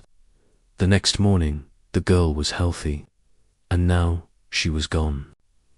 The queen walked the village in silence. In the ashes of the woods, she found scorched earth in a perfect spiral. In the river reeds, a charm carved in bone, and in the girl's bedroom, on the window ledge, a mark not burned or drawn, but twisted into the wood like the knot of a tree. She returned home and did not sleep for 3 days. Elias, now 15, saw it in her eyes. "It's happening again," he said. She nodded, "and not just here."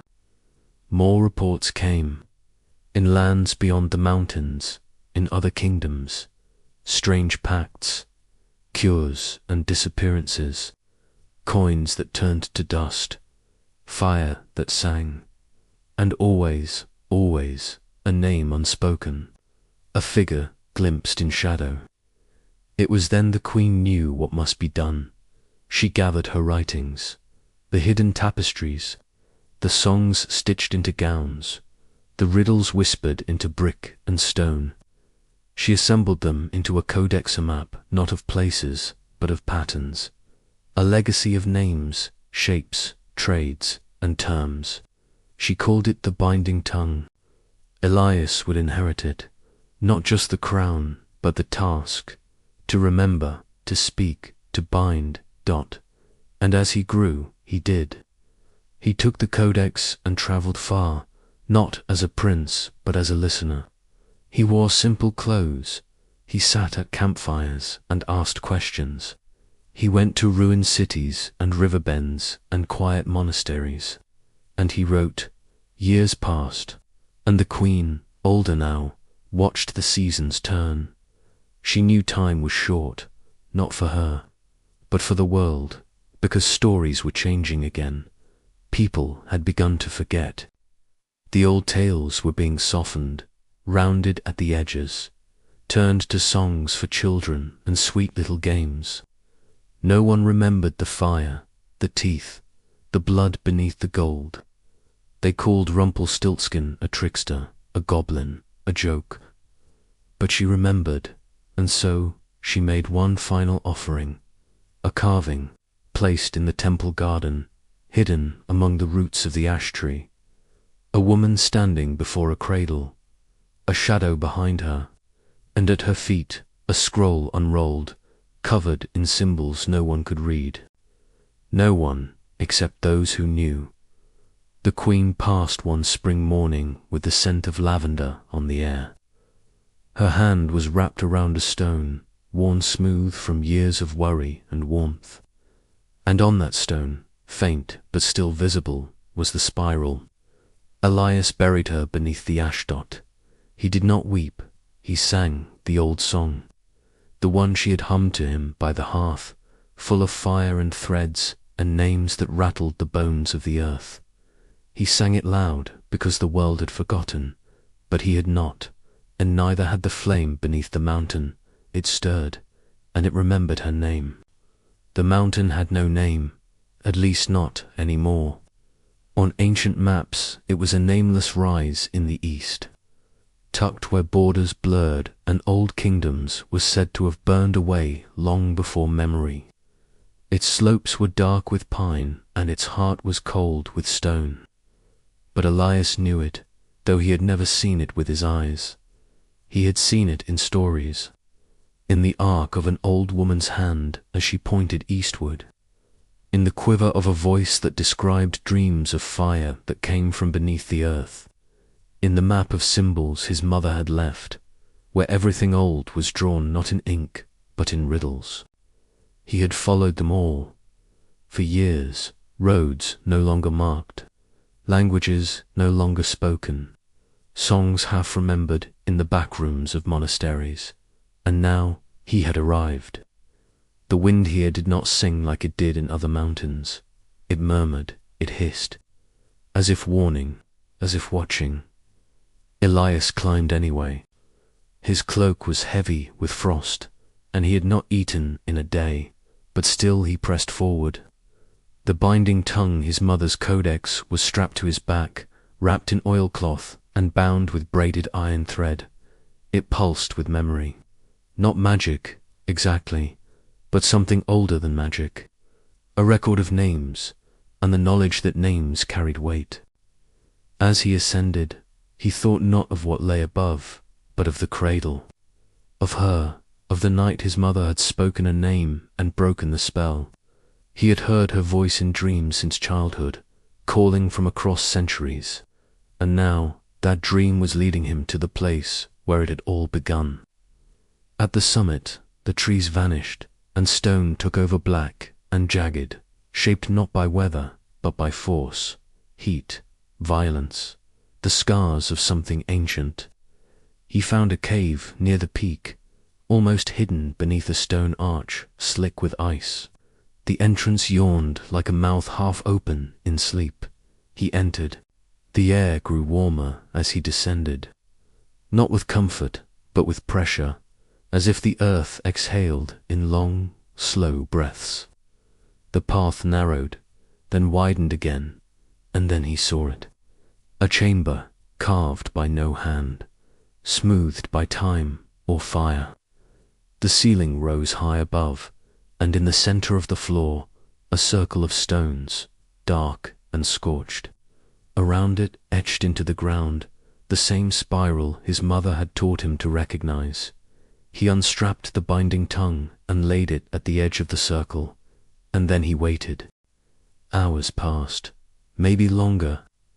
Elias sat in stillness, reciting names beneath his breath like prayers.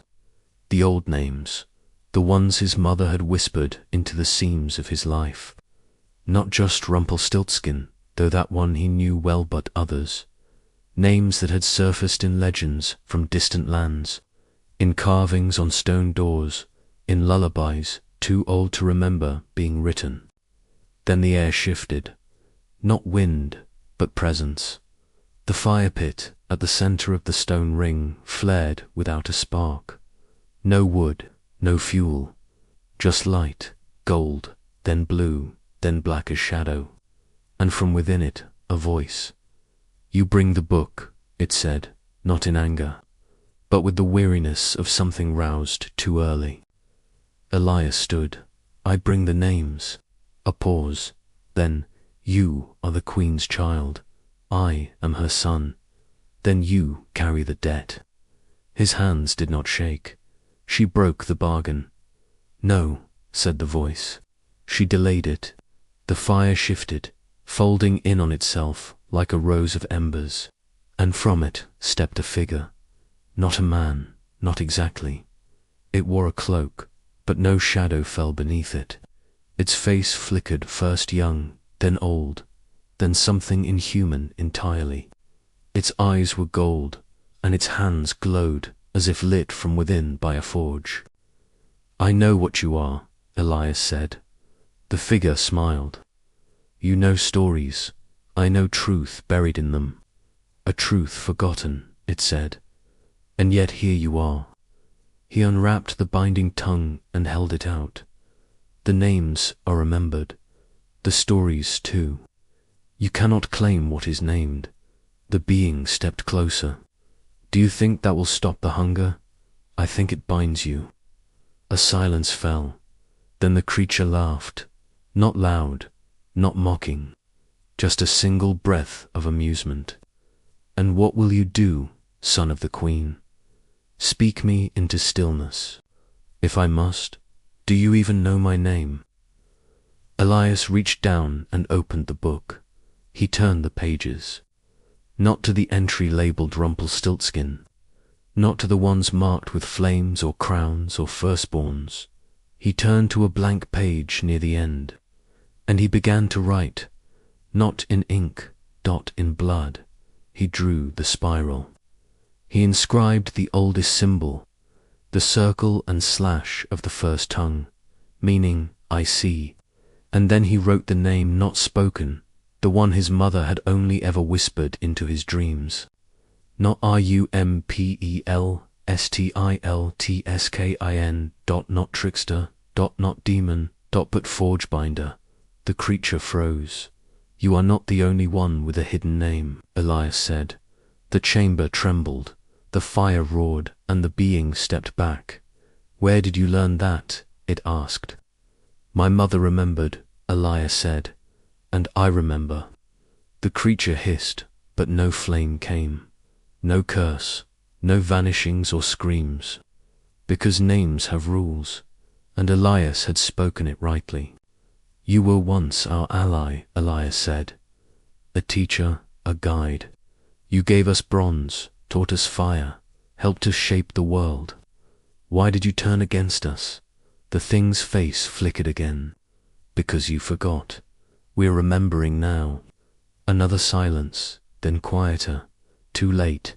Elias looked down at the fire, still swirling in the stone ring. Then tell me what you were before the story broke you, before we called you monster. The creature tilted its head, and then it did. Not in speech, but in image. Memory flowed from the flames, rising in threads of smoke and gold. Scenes long buried in time. A forest of stars, a forge in the belly of a mountain. Beings who sang fire into metal and wove names into the blades of kings. A world of balance, where bargains were sacred and both sides kept the rules. And then, the breaking dot, not betrayal, but forgetting. Humans stopped honoring the trade. They took without offering. They broke the law of names. And so the forge binders faded, twisted by the grief of erasure. No longer teachers, now shadows. We didn't know, Elias whispered. The creature looked at him. You didn't want to. He knelt by the book. Then I will. I swear it. To what? To remember. And so, a new page was begun. Not a name, a story, written not to bind, but to release, to recover. The fire dimmed. The creature stepped back into it. But before it vanished, it spoke once more. There will be others. Not all will want peace. I'll remember them too, Elias said. The fire disappeared. Elias sat alone in the dark, but he was not afraid, because the story had changed, and he was its keeper now. The return from the mountain was not triumphant. It was quiet. There were no heralds to mark Ilias's descent, no trumpets echoing across the frost-split ridges. The trees did not part for him, the wind did not praise him, and yet something had shifted. The land felt ... aware, as if it had witnessed what transpired in that dark chamber beneath stone and time. As if the old mountain had whispered his name to the roots of every tree, every brook, every shadow. Elias walked alone. Not because he had to, but because he needed to. The book he carried on his back now held more than names. It held a memory reborn. The fire spirit, the forge binder, had returned not in wrath but in memory, and in doing so had stirred something older in the bones of the earth. This was no longer just about his mother's story, or his. It was about all stories. The first ones. The ones told in firelight, before there were kings, before there were words to bind things with. He passed through villages that had never heard of his name, and yet the old women stared too long at him, their eyes misted with something between wonder and dread. Children ran from him, but a few, the quiet ones, watched him pass as if they recognized something buried in the folds of his cloak. Once, a blind man sitting outside a crumbling shrine tilted his face toward Elias and whispered, "He walks again. The wheel turns once more." He said nothing, because what was there to say? He had faced one of the old ones, not destroyed it, not vanquished it, but remembered it, and that, somehow, was worse, because now he knew they were not gone. They had never been gone. They had been waiting to be remembered, or feared, or both. He returned at last to the place of his birth-knot, the castle, which had long since crumbled into ivy and dust, but the hill just beyond it, where a single ash tree stood, the place his mother had chosen to bury the story. He found the stone box easily, nestled where the roots still pressed the earth upward like curled fingers. The bluebells had returned, swaying gently even though no wind stirred. He sat beneath the tree and opened the box. Her writing was still legible, a little faded, but strong. the hand of someone who had not just survived, but endured, a witness, a keeper. He laid her pages beside his, compared them, not word for word, but shape to shape, soul to soul.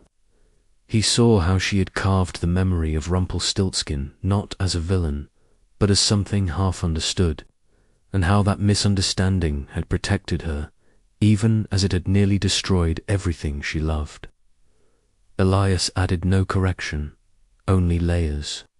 His entries braided around hers like new branches around an old trunk, not to replace, but to continue. He wrote of the mountain, of the name beneath the name, of the fire that remembered. He wrote for hours, then days. He ate sparingly, slept little. When he dreamed, the dreams were no longer his. He saw forge halls carved in black stone. He heard the chant speech of beings who worked not in steel but in story. He woke with names on his tongue that had not been spoken aloud in millennia. Some he dared not write. Some he etched in symbols too old to name. By the end of the week, he had filled the remaining pages of the book, and still he felt unfinished. He needed to go further, not back, down. He left the tree and the hill and began again. South this time, toward the old lands, the borderlands where myths still clung like mist, where stone circles stood in defiance of time and villagers left bread on their windowsills at night, not for mice, but for visitors who never knocked. The in-between places. There he found them, not beings, people, but people who remembered. A weaver who sang her cloth into form and who told him, in quiet tones, that her grandmother had once bartered thread for firelight with a man who spoke in spirals. A child who carved perfect circles into tree bark and claimed to dream of names she'd never heard before. A woman with no eyes, only sockets glowing faintly gold, who said, "You carry the book. The fire is watching." They knew, not in the way scholars know, but deeper in their marrow. Elias shared what he could, not the dangerous names, but the safe ones, the symbols that protected, the patterns that bound without harm. He taught the children to speak rhythm instead of words, to twist song into shields. He carved signs into doorframes, not wards, but invitations. Safe passage, should any of the old ones return in kindness. And they would, he knew that now, because something else had. Awakened, he felt it first in dreams, then in the bones of the land. A ripple, a shift, another forge binder. No dot different, colder, older, not fire, ice. A story not yet told, rising from beneath a glacier, far to the north. A tale buried so deep, it had never known a name. Only hunger, frozen and patient, waiting for its turn in the circle. The cycle was beginning again. Elias packed his satchel. The book he wrapped in layered cloth and leather, sealed with salt and ash and a single thread of gold. Not to hide it, but to ready it. He would need it again. Not for memory, but for battle, because stories do not sleep, they wait.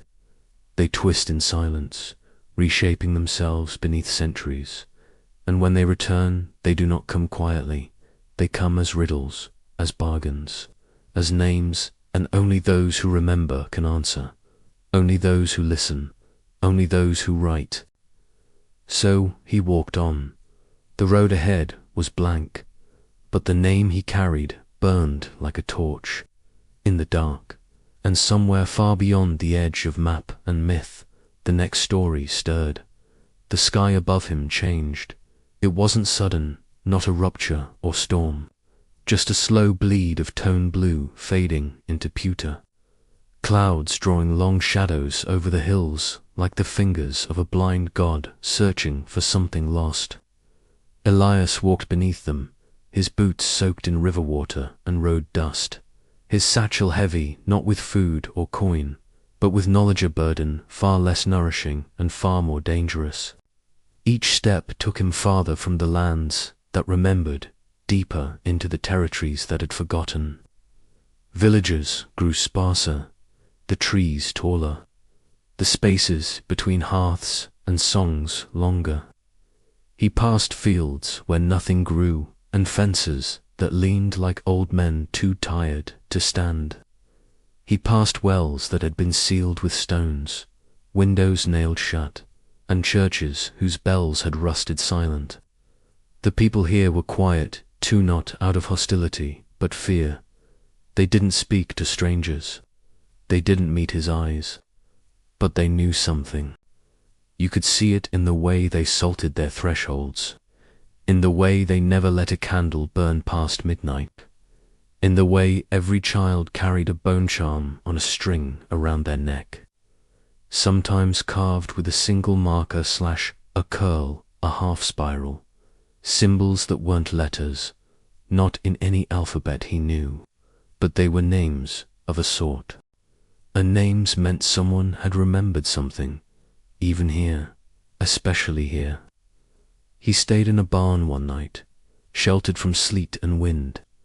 The farmer had offered no words, only a nod, and left him a blanket folded like a warning. Elias accepted the silence. He lay under the rafters and listened to the wind, but it wasn't just wind.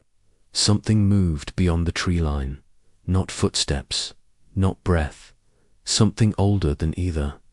It circled the barn once, twice, then was gone by morning. A mark had been left in the mud outside the door, a perfect circle, still steaming. Elias didn't speak of it. There was no one to tell, and even if there had been, no one would have thanked him for confirming what they already feared. Instead, he placed a thread of gold on the doorstep before he left, a thread twisted 3 times around and burned at both ends, a thread that would sing if something passed by in shadow, a gift, a warning. Both the road turned north, tracing the spine of hills the color of old slate. Snow clung to the heights, but spring teased the lowlands. Crocuses, pale and watchful, bloomed from cracks in stone. Once, Elias passed a stone arch with no gate. Ivy clung to its spine like a sleeping serpent. He paused, whispered a word. The ivy twitched, once, then fell still. He did not pass through the arch. Some doors weren't meant to open in both directions. Farther north, the land remembered more clearly. It did not sing the same name as the fire spirit. Its tongue was slower, its breath colder, but it whispered in frost, in birch groves that bent toward him without wind, in lakes that mirrored not just sky but memory. In the town of Aronsville he found a library carved into stone. Not a public place, there were no signs, no doors, just a passage in the mountain with runes etched above the lintel, and a silence so thick it drank sound like water. He lit no torch. The walls glowed faintly with lichen or spellite, it was hard to tell. But the path wound inward, always downward, and he followed it until books met him. Not shelves, alcoves, hollowed from the stone, sealed in glass, names etched into the frames. Some in script he knew, some in loops and cuts and marks he'd only seen in dream. The guardians found him there. Not men, not quite. They looked human in the way masks looked like faces close, but just wrong enough to unsettle. Their skin too pale, eyes too still, robes that didn't rustle when they moved. But they did not attack, they watched. And then one stepped forward and asked a question, not with his mouth, but with a thought. "Why do you carry the fire name?" Elias answered aloud, "Because it remembered me." That was enough. They led him deeper to the chamber beneath the ice. It was not a room, not really, more like a wound in the earth, a space that hummed even in stillness, a place where no dust dared settle. In its heart stood a single object, a mirror made of ice that did not melt. Not silvered, not glass, just frozen water shaped into reflection. But it did not reflect Elias, it reflected the next story. A boy lost in snow, his breath like stars. A woman made of frost and sorrow, a name not yet known, a bargain already made. He watched. The mirror did not show how it would end, only how it would begin. He turned away. The guardians gave him a stone, not large, not bright, just dark, heavy, etched with a spiral that burned cold when he touched it. A seed, they called it, of what they did not say. He thanked them with silence, and they seemed to understand. Words were not needed here, only memory, only preparation. When he emerged from the mountain, days had passed, or hours, or longer. Time bent in such places. He descended into the valley again, clutching the seed. It sang in his mind sometimes, low, a hum without melody, but it kept him focused, anchored, a second fire, colder than the first. Not destruction, but stillness, the kind of cold that preserved. He knew what he needed now. The story wasn't just returning, it was dividing, branching. One name had awakened another. The fire had remembered its twin dot ice, and with it came a different kind of hunger, not for children, not for gold, but for silence, oblivion, not a deal made, but a truth forgotten. Elias would have to follow it, not with sword or spell, but with story, with names, with the old ways that had once bound fire and ice before the world had kings and queens and clocks. He would need help, so he began writing again, not in books this time, but in the air, in songs, in sigils, drawn in frost on window panes, in stories told to children too young to question why the old tales had begun to change. He told them of a boy who walked with fire and carried cold in his pocket, of a mirror that showed not your face, but your future, of a name that hadn't yet been spoken, but when it was, would end a winter that had not yet begun. They listened, and that was enough for now, because stories, once seeded, grow wild, and this one was only just beginning. There is a silence deeper than sleep, a quiet that doesn't soothe, but listens. It is the hush that follows ancient names whispered into the dark, not forgotten, but waiting. It was into this silence that the Queen once stepped, long ago, and now it was into this same silence that Elias returned, not as a prince, not as a child, but as something becoming. He no longer wore the robes of the palace. His garments were sewn with reed thread and feather-stitched along the seams, marked not for fashion, but for protection, symbols of warning, memory, endurance. Around his wrist he wore the spiral stone given by the guardians, bound with ash cord, blackened from the cold fire that lived inside it. The seed no longer sang to him, not in words or tones. It pulsed, a weight in the blood. A second heartbeat, slower and older than his own. He stood now at the edge of a lake, so still it mirrored the sky without flaw, except for the places where something had walked across it, not skated, not floated, walked, as though the ice had thickened in the wake of each step, shaping itself around the memory of movement. No reeds grew here, no frogs sang. The lake had no name, or rather, it had forgotten it. Elias knelt, touching the surface. Frost bloomed around his fingers, rising like breath from glass. The water whispered, but not in language. It hummed in pressure, in ache, in the ache of something once spoken and now sealed. He had read of such places, in the scrolls from the stone library, in the margins of the Queen's old journal, places where forgotten things slept, not dead, not alive, but dreaming, kept in dream by silence, broken only by name. He looked into the reflection, expected to see himself. He didn't. The face in the ice was not his own. It was older, gaunter, etched with sorrow. Eyes that burned white where they should have been gold. A crown of thorns that seemed to grow from the skin, not rest upon it. A figure bound in frost, and the mouth moved, but no sound came. Elias stood. Behind him the woods had changed. They were no longer empty. Figures moved through the trees, not beasts, not people, shapes that refused the eye. Every time he looked directly, they were gone. But in the corners of vision, they bent branches, pressed snow. They watched, they remembered him, not as a boy, but as a thread, a stitch in a garment they had once worn and discarded. He stepped back from the lake.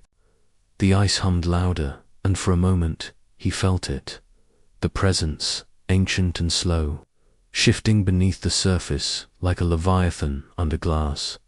He did not speak the name, not yet. Instead, he turned east to the place the Queen had once written of, but never visited. The place where the fire had first met form, the forge beneath the mountain. It took him 6 days to reach the edge of the highlands. The roads were fewer here, more memory than path. He followed rivers when he could, watching for the symbols carved in stone.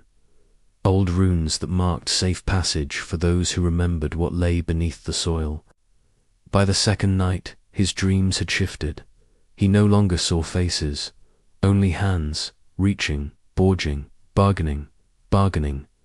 One pair of hands dipped into flame and drew out a child. Another buried a spindle in ash. One carved a name into bone. He woke each morning with a taste of soot and ash on his tongue. On the 7th day, he reached the cave. There was no gate, no altar, just stones split open as though the earth had yawned wide to drink fire. A crack blackened along the edges, warm even in winter's breath. He lit no torch. The light inside pulsed of its own.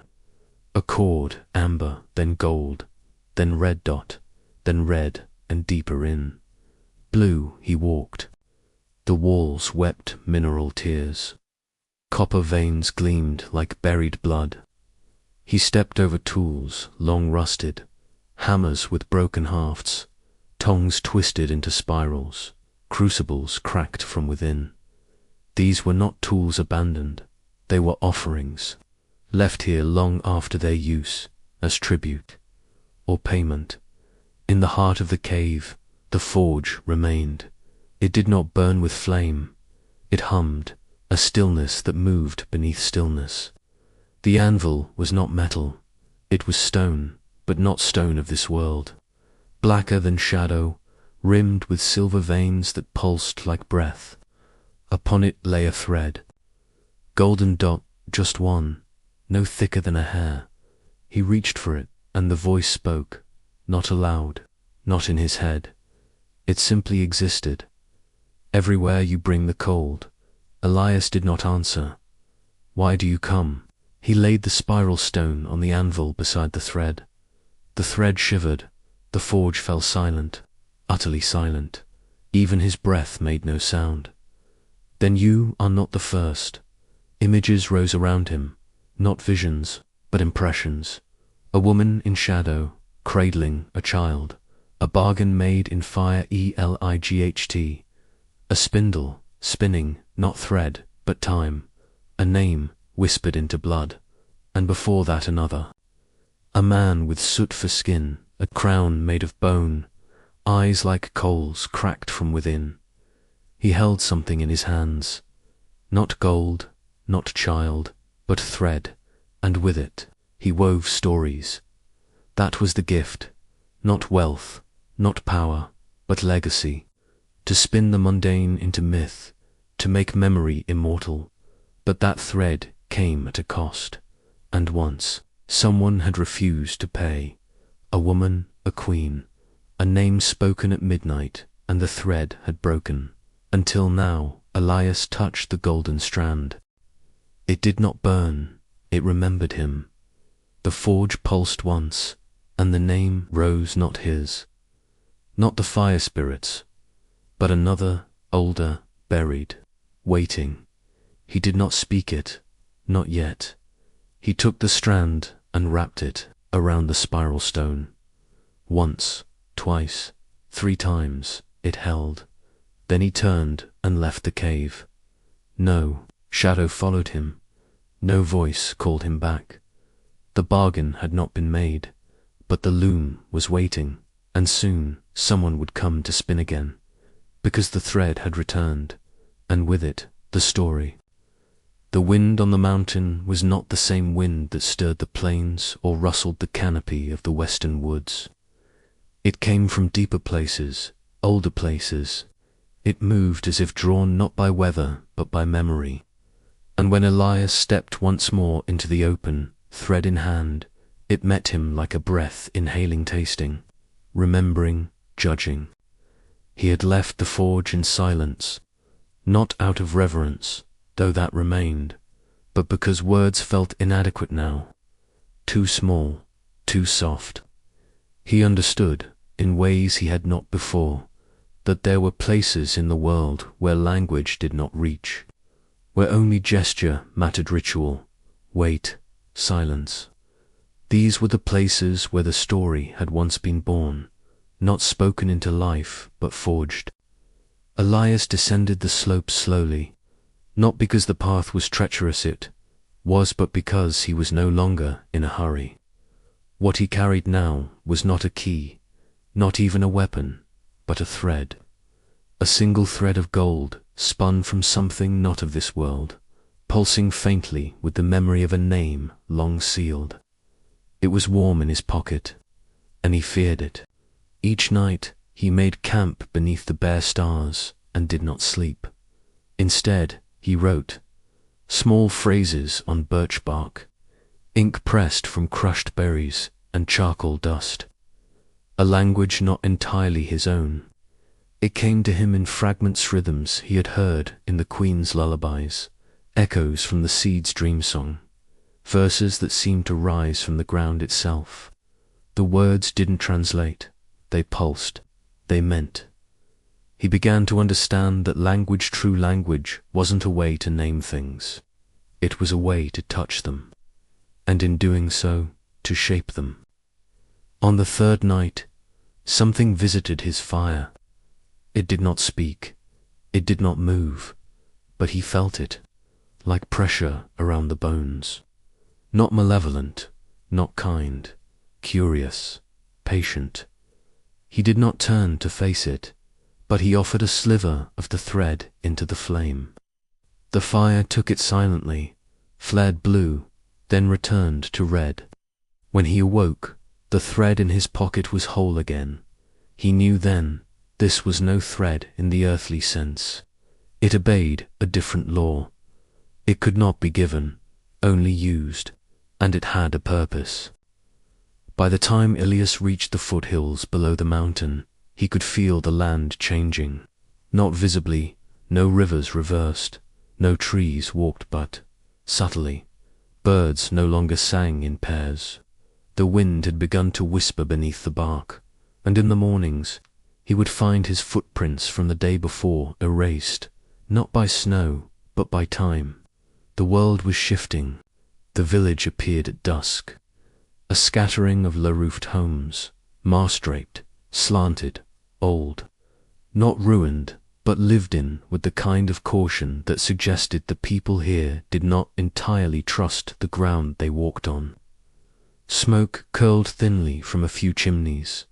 Lamps glowed behind frost-blurred windows, and yet not a single dog barked at his approach. Not a child watched from behind a curtain.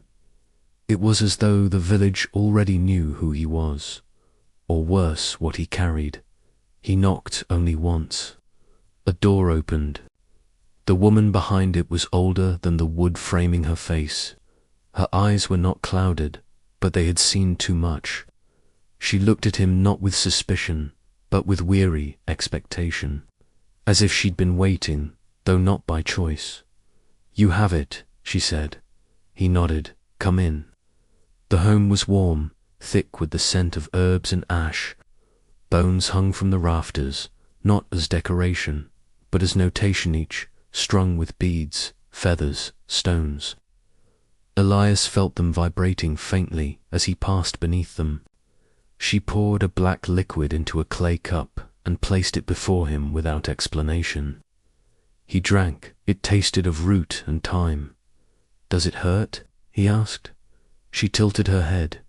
"The thread," he said, "to carry it, to be known by it." Her smile was small. Not yet. They spoke little after that. She led him to the hearth, where a circle of stones had been arranged, not as a barrier, but as a map. He recognized some of the markings from his mother's journal, others from the tablet near the lake. The rest felt familiar in a way that had no beginning. She crouched at the edge of the circle, fingers brushing one of the stones. "This is the loom," she said. Elias stared. "But there's no cloth, no wheel, no spindle," she finished, "because those are the tools. This," she pointed at the circle, "is the place." She looked up at him then. Her voice was softer. "Have you chosen?" He opened his mouth, closed it. "No." Her gaze lingered on him, unreadable.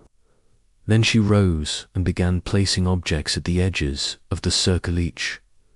One deliberate, a shard of obsidian, a braid of hair, a feather blackened with soot, a stone etched with a single line.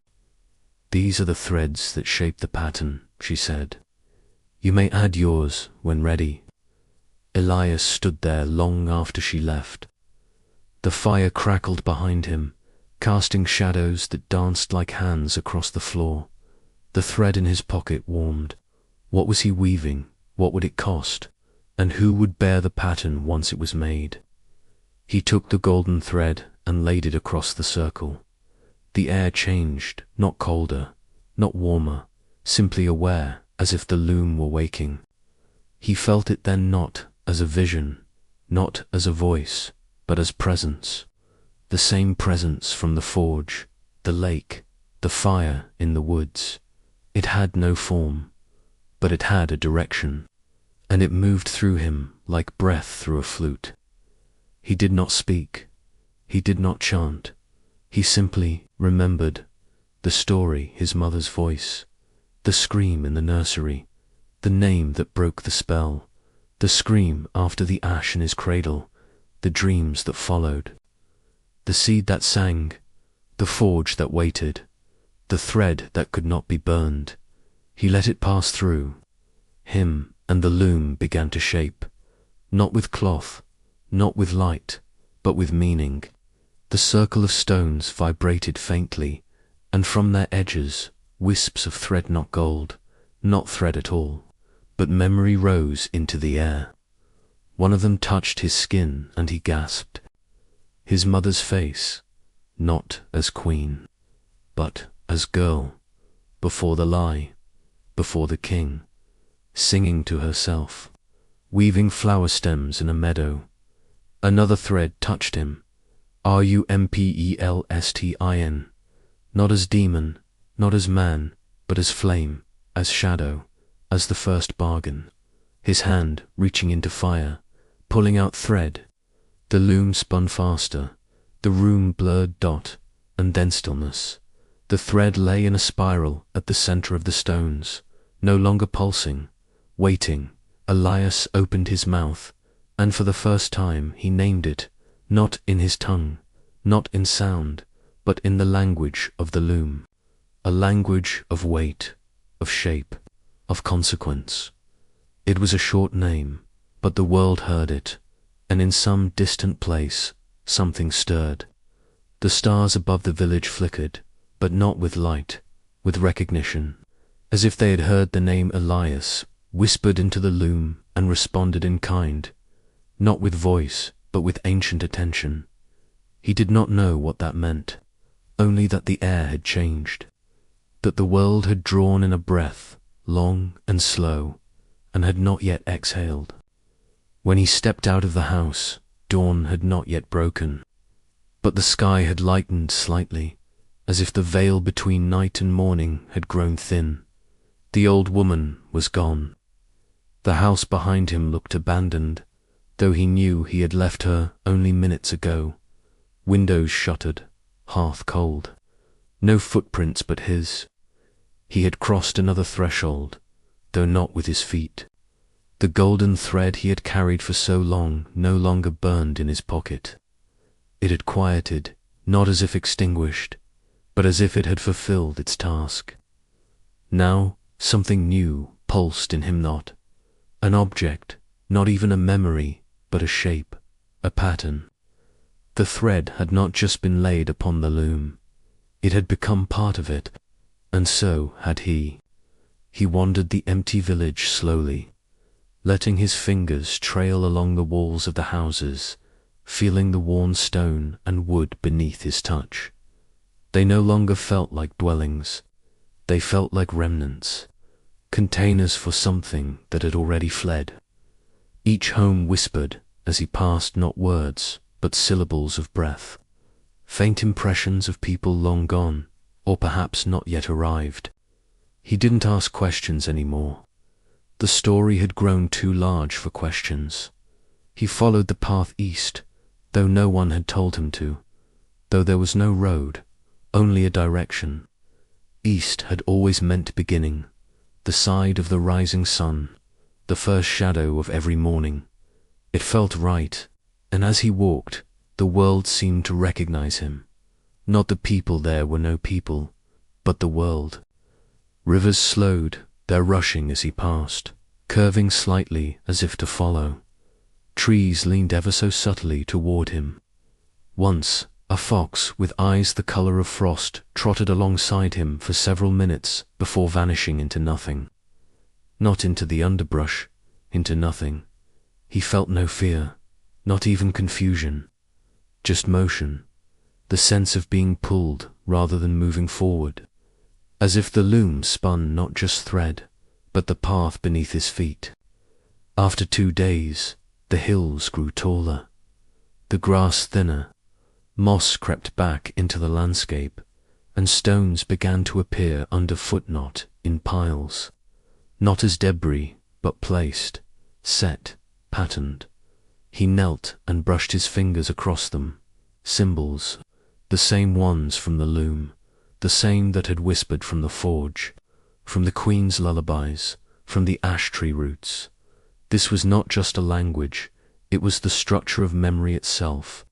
He walked the stones like a map dot, and on the 3rd morning he found the door. It was not in a wall, not built into stone, it was the ground.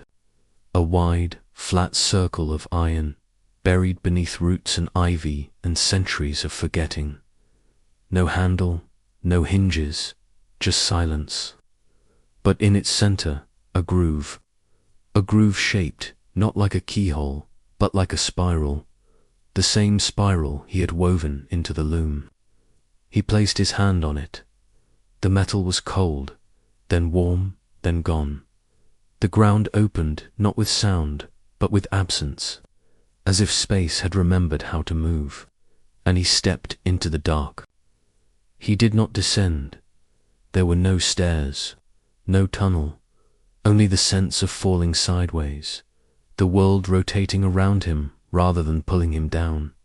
For a moment, there was no shape, no direction, just thread, endless thread, woven, writhing, alive. And then a room, vast, circular, dot stone and flame and silence. This was not a chamber for mortals. This was not a room built. It was grown, woven into being by something older than kings, older than stories. And at its center, the cradle dot, it was not his, not Ilias's, and yet it was. Made of bone and bronze and branches, it shimmered with the residue of every child ever bargained for, every debt ever paid. every firstborn ever promised. It pulsed with memory, with grief, with exchange. And beside it stood the figure, Rumpelstiltskin, not as Elias remembered from his mother's stories. Not small, not hunched, not twisted, but tall, luminous, unreal. His skin glowed faintly, not golden, but like metal under heat iridescent, shifting. His eyes were not eyes, they were windows. Through them, Elias saw stars collapsing, mountains forming, people kneeling in firelight, and his voice, "You have come far." Elias swallowed. His voice, when it came, sounded distant to his own ears. "Am I the first?" The figure tilted its head. "No." "Will I be the last?" "No." "Then why me?" The faintest smile. "Because your mother remembered." The silence stretched. Elias stepped closer. "What are you?" The figure did not answer. Instead, it extended a hand toward the cradle. Elias hesitated, then looked inside. Was not a child, not exactly, but a form, a potential, the memory of a soul not yet born. It shimmered, flickering between faces, his mother's, a dozen strangers. It was not a person. It was a price. "What is this?" Elias whispered. "What you carry. I didn't bargain for anything. No. But you were born of bargain." Elias stepped back. The figure followed, gently. "You think the name breaks the spell, but it only changes it. I don't want to be part of this. You already are." The golden thread pulsed again, this time from within him. He staggered. The air grew heavy. The figure stepped closer. There is no outside, no edge to the tale, only threads. And then Elias understood. The bargain had never ended. It passed on, through blood, through memory, through name. He was not here to end the story. He was here to continue it. "But I don't want," the figure placed a finger on his chest. "You are." The thread inside him unraveled, slowly, steadily. He screamed, not in pain, in recognition. He saw the loom again, the forge, the seed, the fire, the lullaby, the name, the silence. And then the world rewove itself. He stood alone, the cradle gone, the figure gone. Only the spiral in the floor remained. He looked down and saw his own reflection, but not as he was, as something becoming. The wind was different when he emerged. Not louder, not colder, simply older. As though it had circled the world for 1,000 years before finding its way into the folds of his cloak. The land around him was familiar, but the familiarity was cracked. Edges had softened. Distances felt warped. The sky bent differently above him, and the trees leaned inward as if trying to listen. Elias stood at the edge of what once had been the eastern woods, but he could not say how long he had been gone. There was no hunger in his belly, no ache in his limbs, only the strange steadiness of something newly forged. His body was his, but it carried the tension of something waiting to be named. He walked, not toward home if such a place still existed, but toward memory. The path led him first to a field, one he had passed through as a child when gathering roots with his mother. But now the field was fallow, the soil dry and split, as though nothing had grown there for a generation. In the center, a single stalk of golden straw stood upright, untouched by wind or time. Elias knelt beside it. It did not shimmer, it did not glow, but it hummed faintly beneath his fingertips, vibrating with a pulse too ancient to be biological. The straw was not merely plant, it was thread. It had been once, it would be again. He left it where it stood. A little farther down the road stood the ruins of a mill. The same one the queen's father had once claimed churned gold from straw. Its wheel was broken, its timbers sagged, and moss had claimed the stones like old regrets. He entered the remains, stepping carefully around rotting beams and bramble. Inside, he found the old loom. It should not have survived, with decays. Dust claims all. But the loom stood untouched, though silent. Its frame was dark with age, but intact, its thread path empty, its shuttles sleeping. He placed a hand on the wood. A soft click. The loom exhaled. Not sound, not air. Something older, like memory, like breath, still echoing from a story once spoken. And for the first time, Elias understood. It had never been about spinning straw into gold. Gold had been the metaphor, the transformation of one thing into another, of thread into line, of line into pattern, of pattern into language. The loom didn't make wealth. It made story. It wove time. He left the loom untouched. Some things do not need hands, only witnesses. Back in the Villa Gif, it could still be called that he found the house he had been born in. Its door leaned open on its hinge, creaking with the rhythm of breath. Inside, dust lay thick, but not untouched. Footprints small, childlike, and bare moved across the floorboards, vanishing into corners. Elias did not follow them. He knelt in the center of the room. A single toy rested there, a carved wooden horse, one his mother had once made. He lifted it in his hand. The weight of memory made it heavy. Outside, the sky dimmed, not from nightfall, but from presence, as though the clouds themselves paused to bear witness. And in that silence, he heard her voice, not aloud, not from the air, but from within. I named you. The memory of her, his mother the queen, stood as sharply as it ever had. Not her face, not her voice, but her presence. The part of her that had never been human alone. The part of her that had known what she was naming the day she called him Elias. Names were never chosen lightly, and Elias now knew. His was not simply a name. It was a lock, and now it had turned. He left the house. The road wound up toward the cliffs. The same cliffs where long ago a stone tablet had been carved with no translation. Only the echo of a phrase. To speak the name is to bind the flame. And there he found a second carving, newer, fresher, still untouched by moss or time dot. It was his own face, not rendered as he looked now, but how he might be remembered. Stern, watchful, mouth slightly parted, as if whispering a secret. Beneath it, a name carved not in his own tongue, but in the curling ancient script of the others. He could not read it, but he felt it. It was his, not Elias. Something older, something true. It was the name no one had spoken yet, and in that moment he understood what the others had always known. Why they had bartered, why they had hidden, why they had demanded the firstborn.